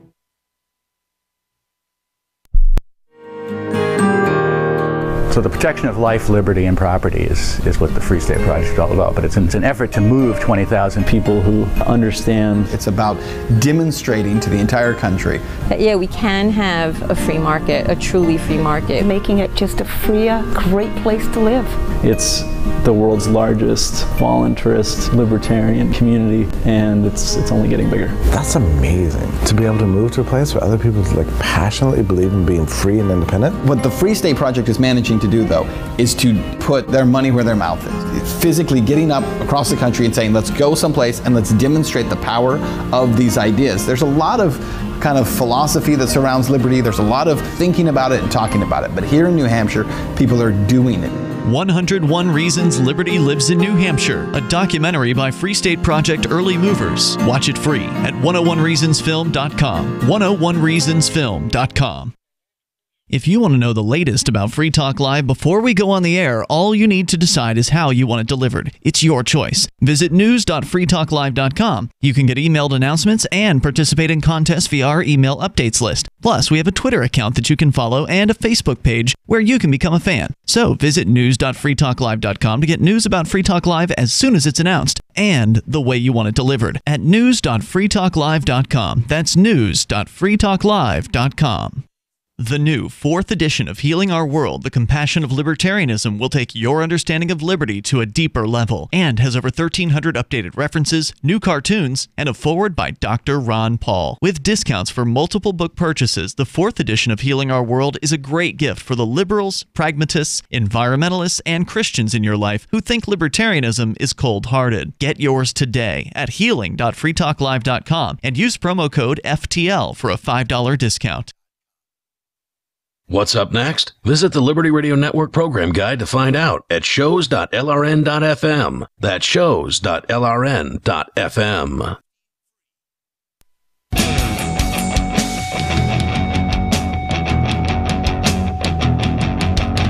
It's Free Talk Live, live Christmas Day edition of the show. You're invited to join us here on the radio and take control of the airwaves. And by the way, we're here throughout the holidays, New Year's Eve, New Year's Day. We're going to be here with you and talking to you about whatever you want to discuss. You can take control of it. In fact, got a few calls already on hold here for this final segment, but we're not done for tonight after this segment because we're going to continue on Twitch only. So we will not be on any other platform, not even YouTube, not our internet stream, not LRN. It'll just be Twitch at twitch.lrn.fm. So if you're not yet following our channel there, please go ahead and do that. Twitch.lrn.fm. Ian, Michael, and Aria in the studio tonight. Let's continue with your calls and thoughts. You're telling me that was clever? That's clever. What part? Just continuing it only on Twitch. Oh, okay. Yeah, well, it's actually been fun. We've been having fun with the after shows. It gives us a little more freedom, so we call it Freer Talk Live. It gives us a little more freedom to say the things we can't say on the radio, so let's go. And especially you, the callers, because there's certain callers that they can't handle being on the radio. They just can't get on without saying something that we have to, dump their call. And I don't like doing that. I don't like having to dump somebody's call. It doesn't make me feel good. In fact, it's annoying. I have to hurry up and try to hit the damn button before the thing they said goes out over the airwaves and jeopardizes our station's licenses. Let's go to John. He's in Florida. John, you're online, I think, listening online. Go ahead. Hey, thank you for taking my call, Yes, first-time caller. I appreciate it. I just wanted to mention about the marijuana use and how it is blossoming all over the country and the world. Is it, though? Or is it just coming out of the closet? It's concerning. Well, it is being outed in a very, in my opinion, incorrect manner. What's the concern from your perspective? My perspective, I'm a 62-year-old guy, long-term pot smoker. I guess you call me an old hippie. Okay. The legal issues, I understand. My father was LAPD, pretty high in the department. That's unfortunate. Was with the department for over 50 years. But that's not neither here nor there. Where I'm coming from is in the beginning when it all started, I remember saying I'll never see marijuana being legalized in my lifetime. I'm originally from Southern California. And you're not happy to be wrong about that? I'm am overjoyed. happy, but I am happy, but I'm concerned in the way it's being handled. Explain that to me. What's the concern? In what way? Well, my concern is the only way that it's been able, in my opinion, to come to this place that it is now, is that little pot shops that started opening up. I'm originally, like I said, from SoCal. My husband of 17 years, Oregon, where it's all casualty now. It's all street legal. But all the shops now, I do not believe I can guarantee I am getting just that. It's now going into vape, oils, flavors. Anytime big business gets involved, they have to take on these people, which are subsidiaries. They want to put their product in. Okay, so wait, you're worried you're not getting cannabis? You know what I'm saying? No, so wait. I'm trying to understand what you're getting. Wait. I'm trying to understand what you're saying here, John. You're saying you're worried that you're not actually getting cannabis when you go to the store and buy cannabis because of big business? Well, for myself, I don't have a problem because I know what I am doing because of my background in it. Lung cancer, I only have one lung, so I utilize it now as a medical, as a recreational. I never had to use it as medical before. So you've got it down. So, you can tell. You know what to buy, but you're worried about other people. Well, yeah, because especially the younger people, they're going into well, I don't want to roll it. Well, I don't want to put it in pipe. And oh, look, they come in these vapes and they come in these flavors. And you're worried about the vape. You're worried about the vape product. Yes, and the chemicals that are being used to grow it now. Because, they used pesticides back when it was in the black market, right? Well, when I was in the woods in Oregon growing it on the down low, no, we weren't. This. The chief of police son growing weed is now worried about. Okay. Of course, he wasn't the chief. This is I don't pretty think silly. any of this stuff is Roundup ready. He was just, he was a detective in homicide, but whatever. He was a cop. Yeah, he probably put people in jail for the very same thing you were growing. I got picked up for possession. As a minor, I was like, please don't call my father. And they're like, okay, we'll take you home, but don't. If they call my dad, he'd say, put it in the cell. How big of a business do you think these businesses are? I mean, you're so worried about big business. How big are these businesses that are manufacturing? Because it is becoming so widespread legal that big business is going to buy out the little business. It's starting to happen. When you buy oxycodone, are you worried about it not containing oxycodone? Can I tell you something? I don't buy oxycodone. I have been not. Okay, when you buy Tylenol, whatever, are you worried about it not containing Tylenol? Well, I have never thought of that. When I buy aspirin, am I concerned that it doesn't have aspirin in it? Yeah. No. Okay, but they're made by megacorporations. Whoa, they're made by megacorporations. Yeah, much larger than these pot growers. Yes, but everyone's trying to jump on the bandwagon so quickly and rush this through. I do not believe the quality control is being controlled. Sounds kind of like ibuprofen or Kratom. Fear. Well, well, yeah. Or what is that thing that's killing people that people are putting at heroin? Let me clarify something here for you, John. Having been in, I mean, the people who aren't pot smokers, never have been. Someone who sat next to me and did chemo, and everyone's saying, "Oh," and they're like, "But no, the smoke." My oncologist, San Francisco, was the one who did the pot studies, who invented the very first vapes, and they were big bags. Look, all that doesn't matter to me. I want to clarify something about the past and where we are today. In the past, it was the black market who was manufacturing cannabis, and you never had any idea what kind of pesticides that they were using. No, the first weed I bought was oregano. It was. I believe it. That wasn't real weed, right? Like you were the very first marijuana I ever bought was oregano with pickle seeds in it. Somebody committed fraud against you. Well, obviously, it was your first buy. But the point is that was in the black market. If you go down, and I don't know if have you been down to Massachusetts yet? I don't smoke pot. Okay, well we went down on a field trip the other day. John, hold on. We're trying to have a conversation here. Okay, I'm sorry. We went down on a field trip earlier, I think it was like 4 weeks ago or whatever. About a month ago. We went down to Massachusetts where they've just opened up the very first retail marijuana shops east of the Mississippi. And we went through this process, and it was a very professional, very impressive process where they had everything clearly, marked, and they had a menu that they handed out to people in line, and you could choose what you wanted off the menu, and everything was, there was a pack of joints that was purchased there that showed all the THC percentages of the 5 different types of marijuana that was in the 5 different joints. So it's like a variety pack, basically. There's all kinds of information online, more so than there's ever been about this.